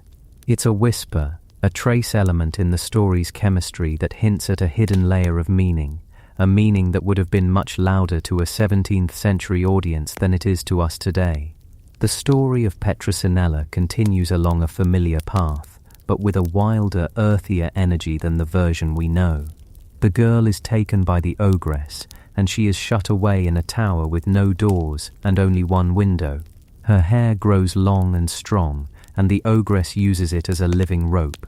The prince arrives, he hears her song, and they fall in love. But Basile's version does not shy away from the consequences of that love. Petronella becomes pregnant. There is no delicate omission, no sanitizing of the facts. The ogress discovers the affair not because the girl is careless, but because she complains that her dresses are suddenly too tight around the waist, and the escape is a masterpiece of raw, primal magic. Petronella doesn't just flee. She takes with her 3 magical acorns, given to her by the ogress herself. As the ogress pursues them, the girl throws the acorns to the ground one by one. The first becomes a vicious dog, which the ogress must placate with a loaf of bread she conveniently carries. The second becomes a fierce lion, which the ogress can only pass by clothing herself in the skin of an ass she finds nearby, a strange and folkloric detail. The third and final acorn becomes a wolf, which swallows the ogress whole, freeing the lovers to live their lives. The story ends not with a quiet reunion, but with a visceral, violent, and magically charged victory. Comparing the two, Petronella and Rapunzel, is like comparing a wild wolf to a domesticated dog. They share the same genetic blueprint, the same skeletal structure, but one is leaner, fiercer, more unpredictable. The brothers Grimm, Jacob and Wilhelm, were brilliant scholars and linguists, but they were also men of their time. They were shaping these ancient, wild tales for a new audience, the literate, Protestant, bourgeois family of 19th century Germany. They acted as selective breeders, carefully curating the traits they found most desirable and removing the ones they found unseemly. Their process was one of tidying up, of moral clarification. The raw, often amoral, and chaotic magic of the older tales was gently smoothed over. The premarital pregnancy, so matter-of-fact in Basile's telling, was a problem for the Grimm's intended readership. So they changed it. In their first edition of 1812, Rapunzel, in her innocence, remarks to the enchantress that her clothes are getting tighter, just like in Basile's version. But by the final edition of 1857, this was deemed too scandalous. Instead, Rapunzel innocently betrays herself by saying, "Tell me, Mother Gothel, why is it that you are so much heavier to pull up than the young prince who is with me in a moment?" It's a small change, but a profound one. It reframes Rapunzel as a naive child, rather than a young woman discovering her own sexuality. The biological reality of her situation is erased and replaced with a slip of the tongue. The escape, too, is domesticated. The 3 magical transformative acorns are gone. The ravening beasts, the strange disguises, the swallowing of the villain whole, all of it vanishes. Instead, the prince falls into thorns that blind him, and he wanders the wilderness for years. Rapunzel, cast out, gives birth to twins alone in the desert. The reunion is not one of triumph, but of suffering and eventual healing, when her tears magically restore his sight. The ending is infused with a Christian sensibility of penitence, suffering, and redemption. The wild, pagan magic has been replaced by a gentler, more sorrowful miracle. The Grimms, in essence, were creating a cleaner fossil record. They took the messy, complex living organism of the oral tale and polished it, mounted it, and presented it under glass, forever fixing its form. And their version was incredibly successful. It was the one that survived, the one that replicated across the globe through the powerful new technology of the printing press. Petronella, for the most part, faded back into the archives, a beautiful but less adapted ancestor. But our journey into the dark forest of these stories cannot end here, because even Petronella is not the beginning. It is merely a more ancient fossil, lying in a deeper stratum of the earth. The core elements of the story, the maiden, isolated from the world by a powerful guardian, often in a high tower, who is eventually rescued or impregnated by a suitor from the outside. This is a narrative structure so old and so persistent that it feels less like a single story and more like a fundamental law of narrative physics. It is a case of what biologists call convergent evolution. Convergent evolution is the remarkable process by which unrelated species independently evolve similar traits because they have to adapt to similar environments or ecological niches. The wing of a bat, the wing of a bird, and the wing of an insect are a perfect example. They have different evolutionary origins, different underlying structures, but they all converged on the same brilliant solution to the problem of flight. The eye is another. The complex camera-like eye of a human and the complex camera-like eye of an octopus evolved completely independently on vastly different branches of the tree of life, yet they are stunningly similar in function and form. It is one of nature's most profound lessons. When faced with the same problem, life will often stumble upon the same solution, time and time again. Stories are no different. The maiden in the tower tale type, which folklorists classify as Arne Thompson Uther type 310, seems to be a product of this same kind of convergent narrative evolution. It has appeared in various forms, in different cultures, across vast stretches of time, too distant to be explained by simple borrowing. It seems to be a story that humanity has had to invent, over and over again, to grapple with a set of fundamental, recurring social and psychological problems. Let us travel now to a world far older than even 17th century Naples. Let us go to the shores of the Aegean, to the world of ancient Greek myth. Here we meet a king named Acrisius of Argos. An oracle tells the king that he is destined to be killed by his own grandson. Terrified, Acrisius decides to prevent his daughter Danae from ever having a child. And how does he do this? He imprisons her. He builds a chamber of bronze, sunk into the earth, with only a small opening to the sky for light and air, a bronze tower. The structure is a perfect echo of the one we know. The maiden is isolated. A powerful, fearful parent is the jailer. The goal is the absolute control of her fertility, to keep her sealed off from the world of men. But in myths, as in nature, life finds a way. The king of the gods, Zeus, sees Dana in her bronze prison. Captivated by her beauty, he devises a way to reach her. He transforms himself into a shower of golden rain, pouring through the opening in the roof and into her lap. From this union, a child is conceived, the hero Perseus. When Acrisius discovers the child, he is furious and terrified, but he cannot bring himself to kill his own daughter and grandson directly, so he places them in a large wooden chest and casts them out to sea. A different kind of imprisonment, a different kind of isolation. They are of course saved, and the prophecy eventually, and tragically, comes true. Look at the two stories, Dana and Rapunzel, side by side. They are not direct relatives. There is no clear line of descent from one to the other. They are different species, born of different cultural ecosystems, yet they share an almost identical narrative morphology. The tower, whether of stone or bronze, The isolated maiden, the powerful, controlling guardian, the seemingly impossible impregnation by an outsider who circumvents the physical barrier through supernatural or extraordinary means, a shower of gold, a climb up a rope of hair, and the eventual birth of a child or children, signaling the failure of the guardian's attempt at control. This is convergent evolution in the world of myth. The ancient Greeks and the Germanic peasants of the Middle Ages, separated by more than 1,000 years and vast cultural differences, both evolved a story with this same fundamental shape. Why? Because they were both grappling with the same fundamental social pressures. Both lived in deeply patriarchal societies where the control of female sexuality and lineage was of paramount importance. The maiden's purity was a valuable commodity, a thing to be guarded and controlled by her father or king until she could be passed on to a suitable husband. The tower, in this context, is a perfect, brutal symbol. It is at once a prison and a place of protection. It elevates the maiden, makes her precious and untouchable, while simultaneously robbing her of all agency.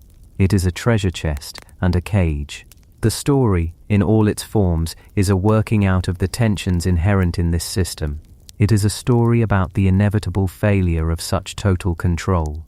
It is a recognition that life, desire, and the drive to reproduce cannot be locked away forever. The outside world will always find a way in. A god will fall as golden rain. A prince will hear a song. The persistence of this form is a testament to its power. It is a story that speaks to something deep within our collective psychology.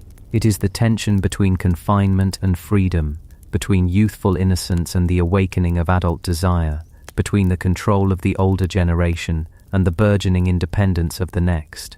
And we can find other echoes, other instances of this convergent form, if we listen carefully. In Persian epic poetry there is the story of Rudabe. She is a princess of Kabul, and she lives in a palace. The hero Zal falls in love with her. To reach her, she lets down her long, luxuriant tresses, described as being like a lasso, and he climbs up to her balcony. The parallel is so striking it sends a shiver down the spine. Is it a direct ancestor, a distant cousin, or another, independent evolution of the same beautiful solution to the problem of a suitor reaching his love in a high place? The hair, that uniquely biological feature, a filament of keratin protein growing continuously from the follicle, becomes a ladder, a bridge, a connection between the isolated world within and the wider world without. This is what it means to trace a story's roots. We begin with a familiar flower, the Rapunzel we know. We dig down and find its parent plant, the earthier, spicier Petrosinella. And as we dig deeper, we find that the soil is not empty, but is laced with a vast underground network of mycelium, of shared themes and archetypes connecting to other, seemingly unrelated plants. We find the bronze chamber of Danae, the silken tresses of Rudabe. We begin to see that this story is not a single plant, but part of an ancient forest, a vast ecosystem of human imagination, all drawing nourishment from the same deep, dark soil of our shared fears, desires, and social structures. Each version is a fossil, a perfect snapshot of the world that created it. Basile's tale is full of the boisterous, violent, and messy magic of Baroque Naples. The Grimm's version is a reflection of the ordered, romantic, and morally anxious world of 19th century German nationalism. The Greek myth is a grand, tragic exploration of fate, power, and the terrifying, unpredictable interference of the gods in human affairs. The story itself is the constant. It is the genetic code. The details of its telling are the adaptations, the variations in fur color or beak shape that allow it to survive in a new climate. And so we are left with this beautiful, humbling realization. The stories we tell our children at bedtime are not simple, modern inventions. They are the latest leaves on a tree that is thousands of years old. Their roots run deeper than we can ever fully know, down into the bedrock of human consciousness itself. They carry the encoded memories of societies long since turned to dust. They are echoes in a dark forest, whispers from our most distant ancestors, reminding us that for all our technology and all our progress, the fundamental questions of our hearts, of love, of freedom, of the struggle to grow up and find our own way in the world, have not changed at all. They are as ancient and as persistent as the tower, the maiden, and the forbidden plant that grows in the garden next door. Chapter 6. From Root to Hair, the Symbology of Entanglement and Growth. They are echoes in a dark forest, whispers from our most distant ancestors, reminding us that for all our technology and all our progress, the fundamental questions of our hearts, of love, of freedom, of the struggle to grow up and find our own way in the world, have not changed at all. They are as ancient and as persistent as the tower, the maiden, and the forbidden plant that grows in the garden next door. And it's with that plant, Valerianella locusta, that the true heart of the story begins to beat, not with its leaves, as delicious and yearned for as they were, but with what lay beneath, with its root.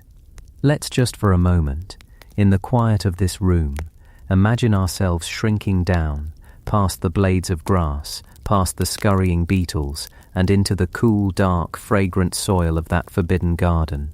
The world above, with its sunlight and its sounds, fades away. Down here, it is a world of pressure and silence, a world of patient, persistent work. And here, we find the taproot of the Rapunzel plant. It is a simple thing, really, a single primary root, thicker than the others, that grows vertically, determinedly, straight down into the earth. It is an anchor, a lifeline, while the leaves above are performing their magnificent alchemy with sunlight, turning light into life. This root is the silent partner in the enterprise. It is the plant's personal mining operation, its division of exploration, its connection to the very substance of the world. Feel the immense, gentle pressure of the soil around it. It's not an obstacle to the root. It is the medium through which it moves, the matrix that holds everything it needs. The very tip of the root, a structure called the root cap, is a marvel of engineering. It's like a tiny living drill bit, coated in a slippery substance called mucilage. This allows it to push its way between abrasive grains of sand and clay without shredding itself to pieces. It is nature's masterclass in moving through a difficult world, not with brute force, but with gentle, persistent, lubricated grace. Behind this exploratory tip, the real work is happening. Millions of impossibly fine white filaments, called root hairs, fuzz out from the main taproot.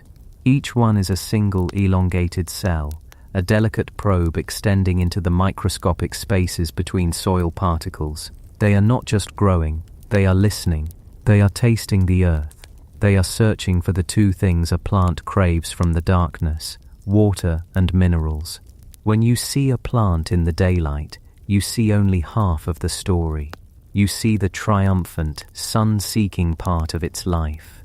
But beneath the surface, there is this second, mirror-image life being lived, a silent, slow-motion explosion into the earth.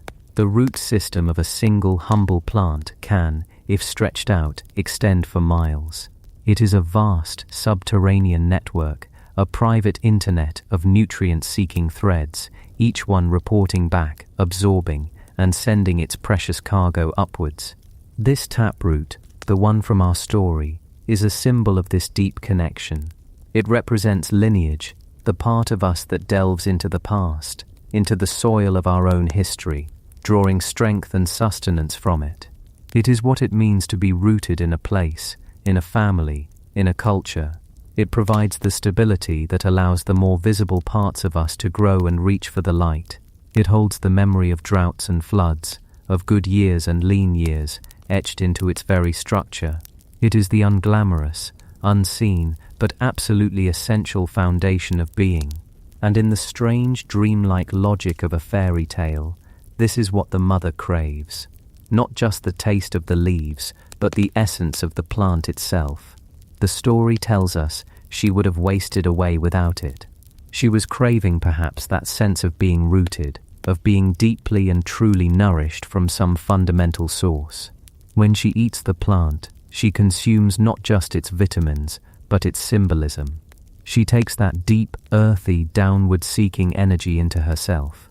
And then, a kind of magic happens, a biological transmutation. The energy of the root, that symbol of deep terrestrial connection, is not lost. It is passed on. It is woven into the very cells of her developing child. But it doesn't manifest as a root. It expresses itself in the human equivalent of a long, powerful, defining filament. It becomes hair. From the moment she is born, Rapunzel's hair is her inheritance. It is the physical manifestation of the bargain made in the garden. It is the taproot of her mother's craving, now growing not down into the dark earth, but out into the sunlit air. Let's look at a single strand of hair, just as we looked at the root. If we could zoom in, we would find that it too grows from a root. The hair follicle, a tiny deep pocket in the skin, is the hair's own private garden. At its base is the bulb, the hair root, where living cells are dividing at a furious pace. It is one of the fastest growing tissues in the human body. These cells, fed by tiny blood vessels bringing them nutrients, the human equivalent of the root's water and minerals, push upwards. As they are pushed further and further from their life source, they die and fill with a remarkably strong fibrous protein called keratin. A single strand of hair is an exquisite piece of architecture. It has an outer layer, the cuticle, made of overlapping transparent scales, like tiles on a roof, protecting the inner core. Inside is the cortex, which contains the pigment that gives the hair its color, and the fibrous proteins that give it its incredible strength. It is a biological rope, a filament of personal history. Like the rings of a tree, or the slow downward growth of a taproot, a strand of hair is a record of time. It holds the chemical traces of what you've eaten, the stresses your body has been under. It is a library of your recent past, extruded from your body, millimeter by millimeter. And so Rapunzel's hair begins to grow, and grow, and grow. It is an expression of pure, untamed life force. It is the wildness of the witch's garden, a place of untended, powerful growth, now embodied in a human child. Her hair grows with a supernatural vigor, far beyond the normal cycles of human hair, which typically rests and sheds. Hers does not. It just continues, a relentless cascade of golden keratin, a living testament to that first fateful transaction. It is beautiful, it is a marvel, and it becomes the architecture of her prison. The witch, Dame Gothel, takes the child and locks her away in a tower with no doors and no stairs. This tower is the ultimate expression of being uprooted. Rapunzel is severed from the world, from society, from any chance to put down her own roots. She is isolated, a cutting in a pot, with no connection to the wider soil of humanity. And what becomes her only connection to the outside world? Her hair, that living symbol of her heritage, the transmuted root, now becomes the very instrument of her captivity. Rapunzel, Rapunzel, let down your hair, that I may climb thy golden stair. The words are an incantation, a command, and the hair, this thing of beauty, is transformed into a tool, a rope, a ladder. It is a grotesque parody of connection. The one person she has contact with uses her own body, her own life force, as a mere convenience, a way to come and go, reinforcing the walls of the prison with every visit. Think of the symbolism here. It is so deep, so resonant. Her hair, which should be a symbol of her vitality and freedom, literally tethers her to her captor. It is an umbilical cord that is never cut, one that nourishes not the child, but the mother figure, allowing the witch to maintain absolute control. We can see this kind of entanglement all through the natural world. Think of a strangler fig in the rainforest. It begins its life as a tiny seed, deposited high in the canopy of a host tree. It sends down a single slender root, like a strand of hair, all the way to the forest floor. Once it roots itself, it begins to grow with a terrifying purpose. It sends more and more roots down, wrapping them around the host tree's trunk. They thicken, they fuse, they form a latticework cage. The fig draws its own sunlight from the canopy and its own water from the ground. but it uses the host tree as its scaffold. Over decades, the cage of roots grows so thick and strong that it strangles the host tree, which eventually dies and rots away, leaving the strangler fig standing alone, a hollow monument to a slow, methodical, and inescapable embrace.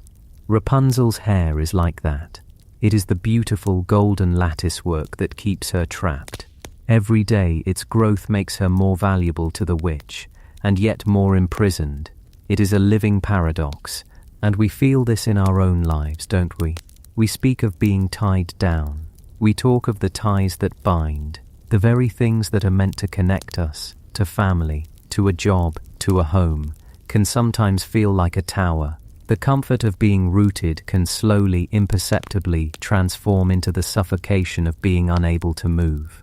The familiar patterns, the expectations of others, the history we carry, it can all become a kind of hair, a rope that we offer up for others to climb, giving them access to our innermost selves while we remain, ourselves locked away. Rapunzel is trapped by the very thing that makes her unique. Her incredible gift is the mechanism of her cage. She is, in a very real sense, rooted to the spot. But nature is never about just one thing. A system that is used for imprisonment can often, with a slight shift in perspective, become a tool for liberation. The very same attribute that creates a vulnerability can also be a source of strength. And so a prince comes. He is drawn by a sound, her voice, the part of her that is not physical, the part that can travel through the air and over the walls. Her song is the first sign of a possible escape. It is the part of her that cannot be contained by the tower. And when he discovers the secret of the hair, the story turns. The instrument of her imprisonment is about to become the instrument of her escape. The same golden ladder that allows the witch to climb up and exert control is now the ladder that allows the prince to climb up and offer connection. It is the same hair, the same biological structure, but its function, its meaning, is completely transformed by a new intention. This duality is everywhere in biology. A spider's silk is a deadly sticky trap for a fly, but for the spider, it is a lifeline, a bridge, a nursery for its young. The vibrant colors of a poison dart frog are a stark warning to predators, do not eat me, I am deadly, but they are also a dazzling attraction for a potential mate. A tool is defined by its use, a feature is defined by its context, and the strength of this feature, it is not entirely a fantasy. The science behind the strength of hair is in itself a kind of everyday magic. A single strand of healthy human hair can hold a weight of about 100 grams. That doesn't sound like much, but a full head of hair has on average about 100,000 strands. If you were to weave them all together into a single rope, the theoretical tensile strength would be astonishing. It could support, in theory, around 10 to 12 tons. That is the weight of 2 elephants. So when the prince climbs that golden braid, he is climbing a rope with a tensile strength comparable, weight for weight, to steel. Keratin is one of nature's most brilliant inventions. It is the protein of structure and protection. It is in our nails, the claws of a lion, the horn of a rhinoceros, the scales of a pangolin, the feathers of an eagle. It is a simple protein that can be arranged to create structures of breathtaking resilience. Rapunzel's hair is not just a symbol of beauty, it is a symbol of incredible inherent strength, a strength she perhaps doesn't even realize she possesses. The hair becomes a clandestine bridge between her isolated world and the wider world. It is a secret path, used under the cover of darkness. It is a risk, a rebellion. Every time the prince climbs it, it is an act of reclaiming her own body, her own story. She is taking the symbol of her bondage and secretly repurposing it as the key to her own freedom. But connections this deep, this tangled, are rarely undone so easily. The witch, of course, discovers the secret, and her reaction is one of absolute violent fury. What does she do? She doesn't just cast the prince out. She goes to the very root of the problem. She takes up a pair of shears. Snip, snap. The sound is so small, so simple, for such a monumental act. In that moment, the hair, The great work of a lifetime falls to the floor. The golden ladder is gone. The connection is severed. This is the most violent act in the story. It is a brutal physical severing, and it is a perfect mirror of the act of uprooting a plant. When you tear a plant from the earth, you hear that terrible sound of fine roots snapping. You sever its connection to everything that nourishes it. The plant goes into shock. It wilts. It may die. It has been fundamentally unhomed. Rapunzel is, in that moment, violently uprooted. The witch cuts off the physical manifestation of her past, of the bargain, of her years in the tower. It is an act of pure spite, an attempt to destroy her defining feature, to punish her for seeking her own life, and yet there is a strange and powerful mercy in this violence. Because the hair itself, the long strands of it, is dead tissue. Cutting it causes no physical pain. The pain is purely symbolic. It is the pain of loss, of violation, of a future torn away. But the root of the hair, the follicle deep within her skin, is untouched. It is still alive. The potential for new growth is still there. By cutting the hair, the witch thinks she is destroying Rapunzel, but what she is actually doing is freeing her. She is severing the chain. She is cutting the cord.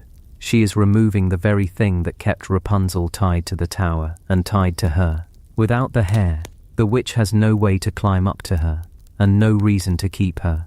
The tool of control is gone, and so Rapunzel is cast out. She is thrown out of the tower and into the wilderness. She is truly and terrifyingly alone. She has been uprooted from the only life she has ever known. But for the first time she is free, free to wander, free to put down her own roots, in her own time, in a place of her own choosing. The severing, as traumatic as it was the necessary wound that allowed for healing. It was the forest fire that clears the way for new saplings. She had to lose the symbol of her past in order to be free to create her own future. This metaphor of being cut off, of being uprooted, is so powerful because we all experience it. The end of a relationship, the loss of a job, leaving a home for the last time. These moments feel like a violent severing from our own history. Part of us is cut away and left behind. And in the immediate aftermath, there is only the wilderness, the shock, the desolation. But the follicle remains. The root of who we are is still alive. And after a period of dormancy, of quiet healing in the dark, new growth can begin. Not the same as before. It will be shorter, different. It will carry the memory of the cut, but it will be our own. The story of Rapunzel, then, is a journey from one kind of root to another. It begins with the plant root, a symbol of inherited craving and connection to the earth. This is transmuted into the hair, a symbol of a powerful but ultimately imprisoning lineage. The hair roots her to a single spot, a fate determined by others. The severing of that hair, that false root, is the painful trauma that allows her finally to become her own person. She is then free to find her prince again and to build a new life, to put down true roots of family and community, chosen freely. It's the fundamental journey of growing up. We all begin rooted in the soil of our family, drawing sustenance from them. Our identity is, for a time, a continuation of theirs. But to become whole, we must eventually undergo a kind of cutting, a separation, so that we can learn to root ourselves in the wide open world. This symbolism of roots and hair, of entanglement and growth, of connection and severing, is not unique to this one story. It is a deep primal language that we all understand.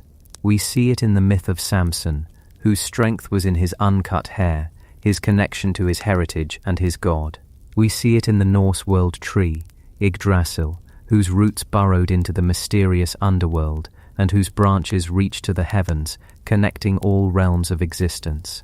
We see it in the snake-like hair of Medusa, a wild, untamable, dangerous femininity. Hair and roots are our planet's way of expressing connection, history, and growth. One reaches down into the silent, dark memory of the earth. The other reaches up into the light and air of the present. Both are lifelines. Both can become snares. Rapunzel's journey is the process of learning the difference. It is the story of how the most beautiful defining feature of our inheritance can become a prison, and how the most painful severing of that inheritance can, in the end, be the one thing that truly sets us free to grow. And as we settle deeper now into the quiet of the night, perhaps we can feel our own roots, the threads of connection that stretch back into our own past, into the stories of our families, into the very ground beneath us. And we can feel our own hair, our own silent, growing record of our time here. They are our own personal towers and our own personal ladders. And just knowing that, feeling that deep, quiet, dual strength within us, that can be a comforting thought as we let the story fade and allow ourselves to drift away. Chapter 7. Epilogue. The modern bloom and the fading tale. And as we let that old story fade into the soft darkness of our minds, as we allow the tower and the thorns and the tears to dissolve, we find that it hasn't truly disappeared. It has simply changed its form. The way water changes from river to cloud. The tale has not ended. It has bifurcated, splitting into two separate streams that flow through our modern world. One is a quiet, hidden spring, a trickle of green life that you must know just where to look for. The other is a great, glittering river, a global spectacle of light and song known by millions. Both began from the very same source, that humble, coveted plant in a witch's garden. But their journeys into the present day could not be more different. Let's follow the quieter stream first, the one that still clings to the earth. What has become of the plant itself, the true Rapunzel, Campanula rapunculus? For most of us, it has become a ghost, a whisper. It is a plant that lives now in the footnotes of cookbooks and the margins of wildflower guides. In the great, gleaming, perfectly organized supermarket of modern life, there is no aisle for rampion. There is no bin of crisp, peppery roots, no misted display of its tender green leaves. The craving that drove a woman to risk her firstborn child is a craving we can no longer satisfy because we have collectively forgotten what it tastes like. We have engineered its absence from our lives. It has been relegated to the quiet, unmanaged corners of the world. It is a creature of the verges, the dusty edges of a farmer's field, the sun-dappled fringe of a forgotten woodland path. To find it today is to undertake a small pilgrimage. You must leave the manicured lawn and the paved road behind. You must walk where the wild things are still permitted to grow. Imagine us there for a moment. The air is warm, humming with the low thrum of insects. The sun warms the back of your neck. The scent of wild chamomile and dry earth rises with every step.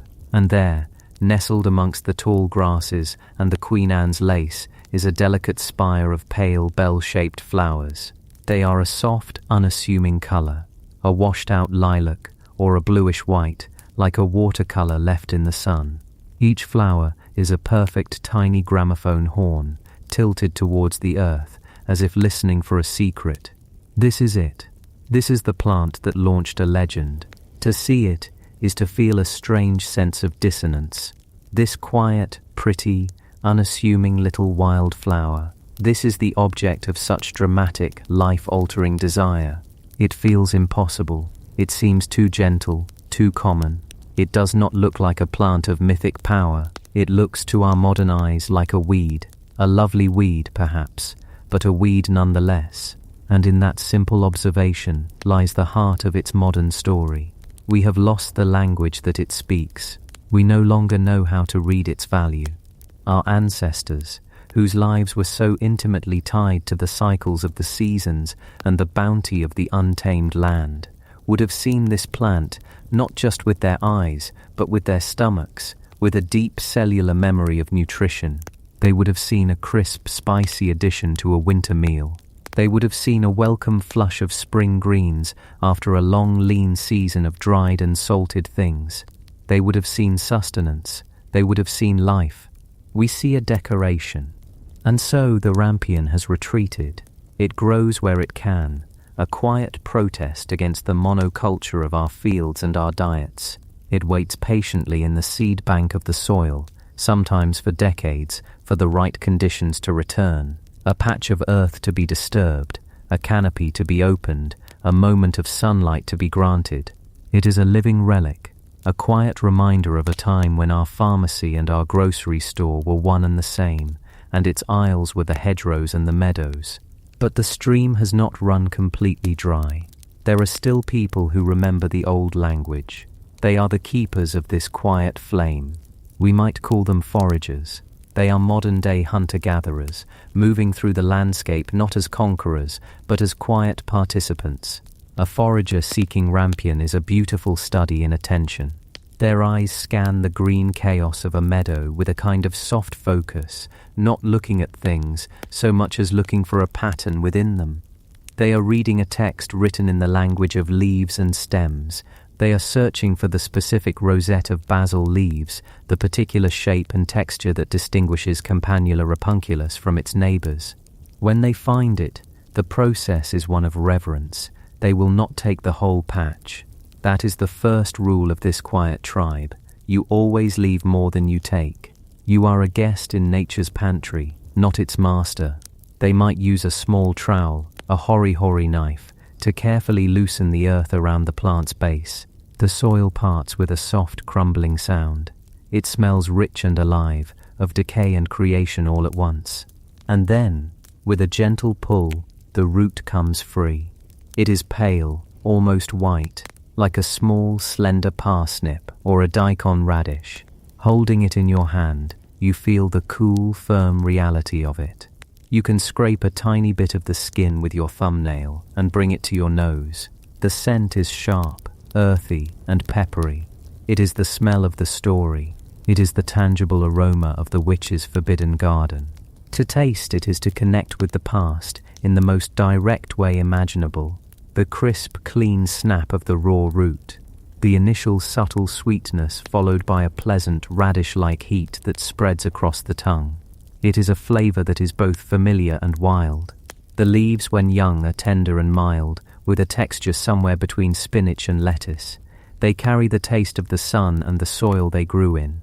To eat this plant is to consume the story, to take its history into your own cells. You are tasting the very thing that so ensnared the mother in the tale, and for a fleeting moment you can almost understand her desperate craving. It is a taste of something real, something untamed, something that cannot be bought or sold in a plastic container. It is a flavor that must be earned through knowledge, patience, and a walk in the wild. And then there are the other keepers of the flame, the seed savers. They are the archivists, the librarians of this living history. In quiet gardens and small dedicated farms, they cultivate the rampion, not just as a food but as a legacy. They allow the plant to complete its full life cycle, to send up that beautiful stalk of bellflowers, to let the insects work their pollinating magic, and to watch as the flowers fade and swell into seed pods. Each pod is a tiny, perfect vessel, a treasure chest holding hundreds of future stories. The seeds themselves are minuscule, like dust, like a sprinkle of black pepper. They are so small it seems impossible that they could contain the blueprint for the entire plant. The root, the leaves, the flowers, the taste, the history. Holding a pinch of these seeds in the palm of your hand is like holding a handful of dormant folklore. Each tiny speck is a direct, unbroken genetic link back to the plants that grew in the cottage gardens and monastery plots of medieval Europe. They are the same seeds that might have grown in the Grimm's own Germany. To save these seeds, to dry them, store them, and label them is an act of profound hope and defiance. It is a way of saying that this story, this flavor, this piece of our shared botanical heritage is not finished yet. These seed savers are curators of a museum where the exhibits are alive.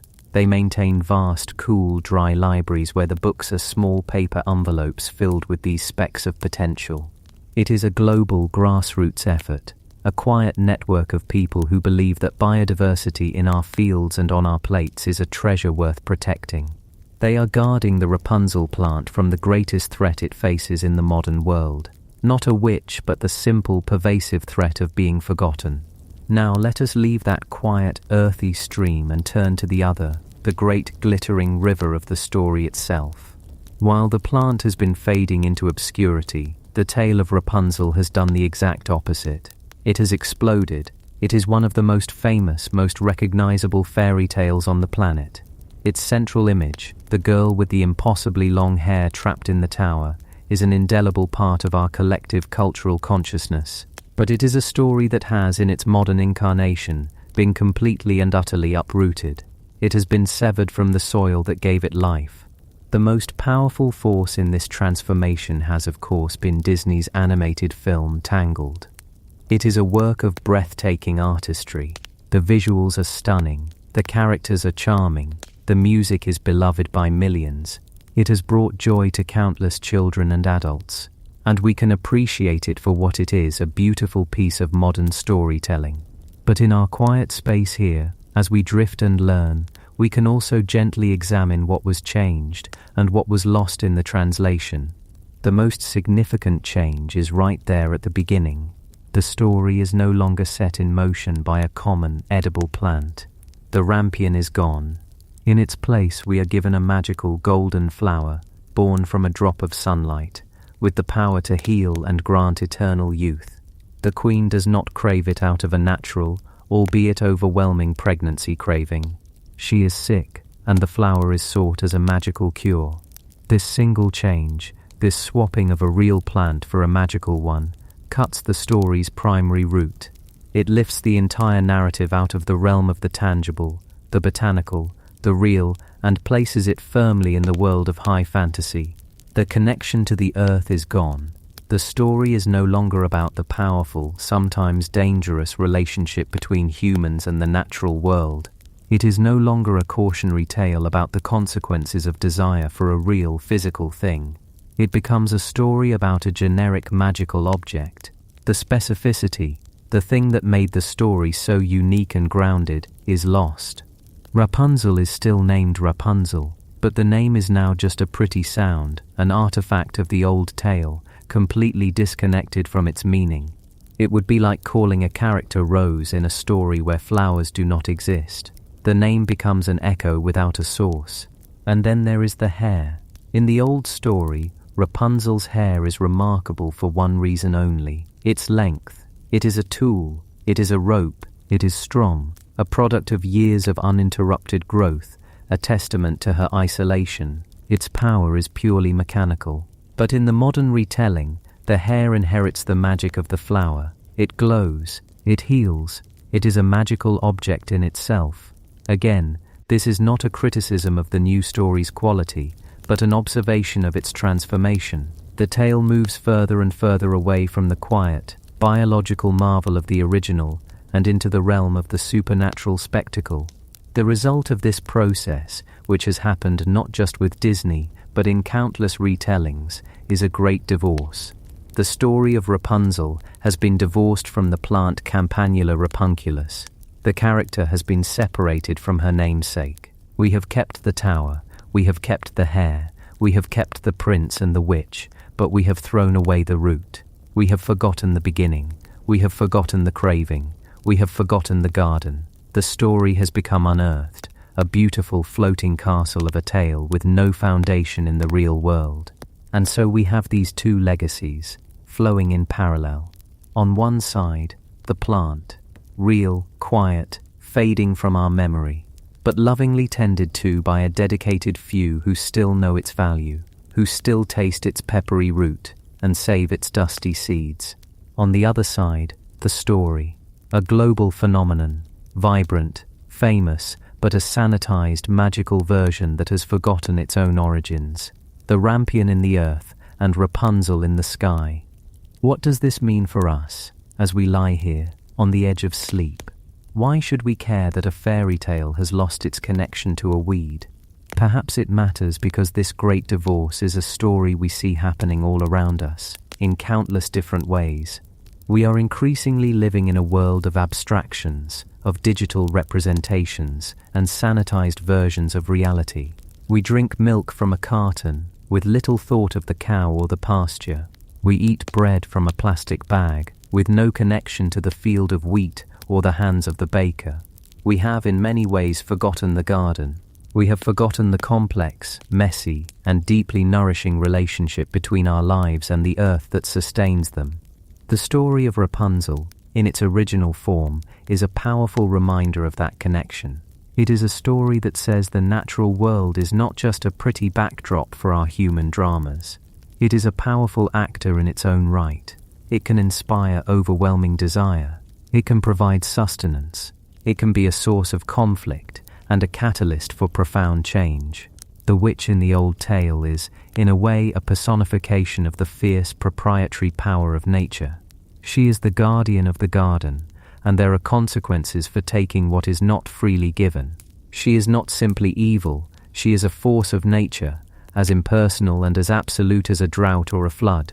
By removing the real plant from the story, we remove this lesson. We make the conflict a simple one of good versus evil, of a heroic princess against a wicked kidnapper.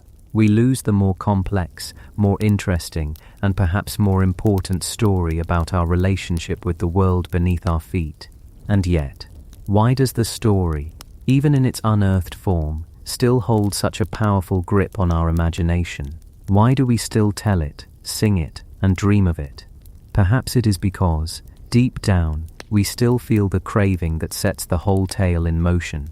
Not for rampion, necessarily, but a craving for something real, a craving for connection, a craving for freedom from the towers we build for ourselves, towers of routine, of responsibility, of digital distraction. We, like Rapunzel, look out from our windows and long for the world outside. We long to feel the grass beneath our feet. The story resonates because it is a story of growth. The slow, patient, miraculous growth of hair, strand by strand, day by day, until it becomes a bridge to a new life. It speaks to that quiet, persistent, biological process within all of us. The way our bodies are constantly, silently renewing themselves. The way our own experiences accumulate, like the length of a braid, forming who we are. Maybe the enduring power of the story is a testament to a kind of cellular memory. Even if our conscious minds have forgotten the rampion, perhaps some deeper part of us remembers. Perhaps we hear the name Rapunzel, and on some instinctive level we feel the pull of the garden. We feel a ghost of that ancient craving for something wild and green and nourishing. The story, even in its modern form, is a seed, and when it falls on the fertile ground of our imagination, it can still sometimes grow a root that reaches down, down, down, searching for the forgotten soil of its origin. And perhaps that is our task, in our own quiet lives, to be like the foragers and the seed savers, to look for the real, tangible, living stories in the world around us. We may not find Campanula rapunculus growing by our doorstep, but we can find other humble magics. We can learn the name of the weed that pushes its way up through a crack in the pavement. That tiny, resilient plant has a name, a history, a life cycle. It is a story in itself. We can learn the call of the bird that sings outside our window in the morning. That song is not just noise, it is a language, a declaration of territory, a call for a mate. We can tend to a single plant on our windowsill, watch it turn towards the light, and feel that quiet, patient, relentless force of life in our own homes. These are our modern rampions. These small, deliberate acts of attention and connection are the ways we can satisfy that deep craving for the real. They are the ways we can begin to reroute ourselves, to weave our own lives back into the grand, complex and beautiful tapestry of the natural world. The story of Rapunzel is not just a fairy tale, it is a map. It shows us how a simple earthly thing, a plant, a craving, can grow into a legend. And it reminds us that if we sever our stories from the earth, they may become beautiful, they may become famous, but they lose a certain kind of nourishment, a certain kind of truth. The truth that the most powerful magic, the most enduring love, the most profound freedom is always rooted somewhere. It grows out of the dark, rich, complicated soil of the real world. And as we drift now, let that be our final thought. Let's imagine ourselves in that quiet garden. The air is cool and damp. The moon is high. The world is asleep. We can reach down and touch the soil. We can feel its fine, crumbly texture. It is full of life, full of stories, full of potential.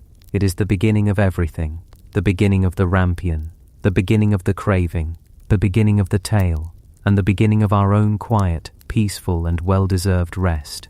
Let the soil hold you, let the roots anchor you, let the long quiet story of the earth itself be your final lullaby. Drift away now, drift and dream,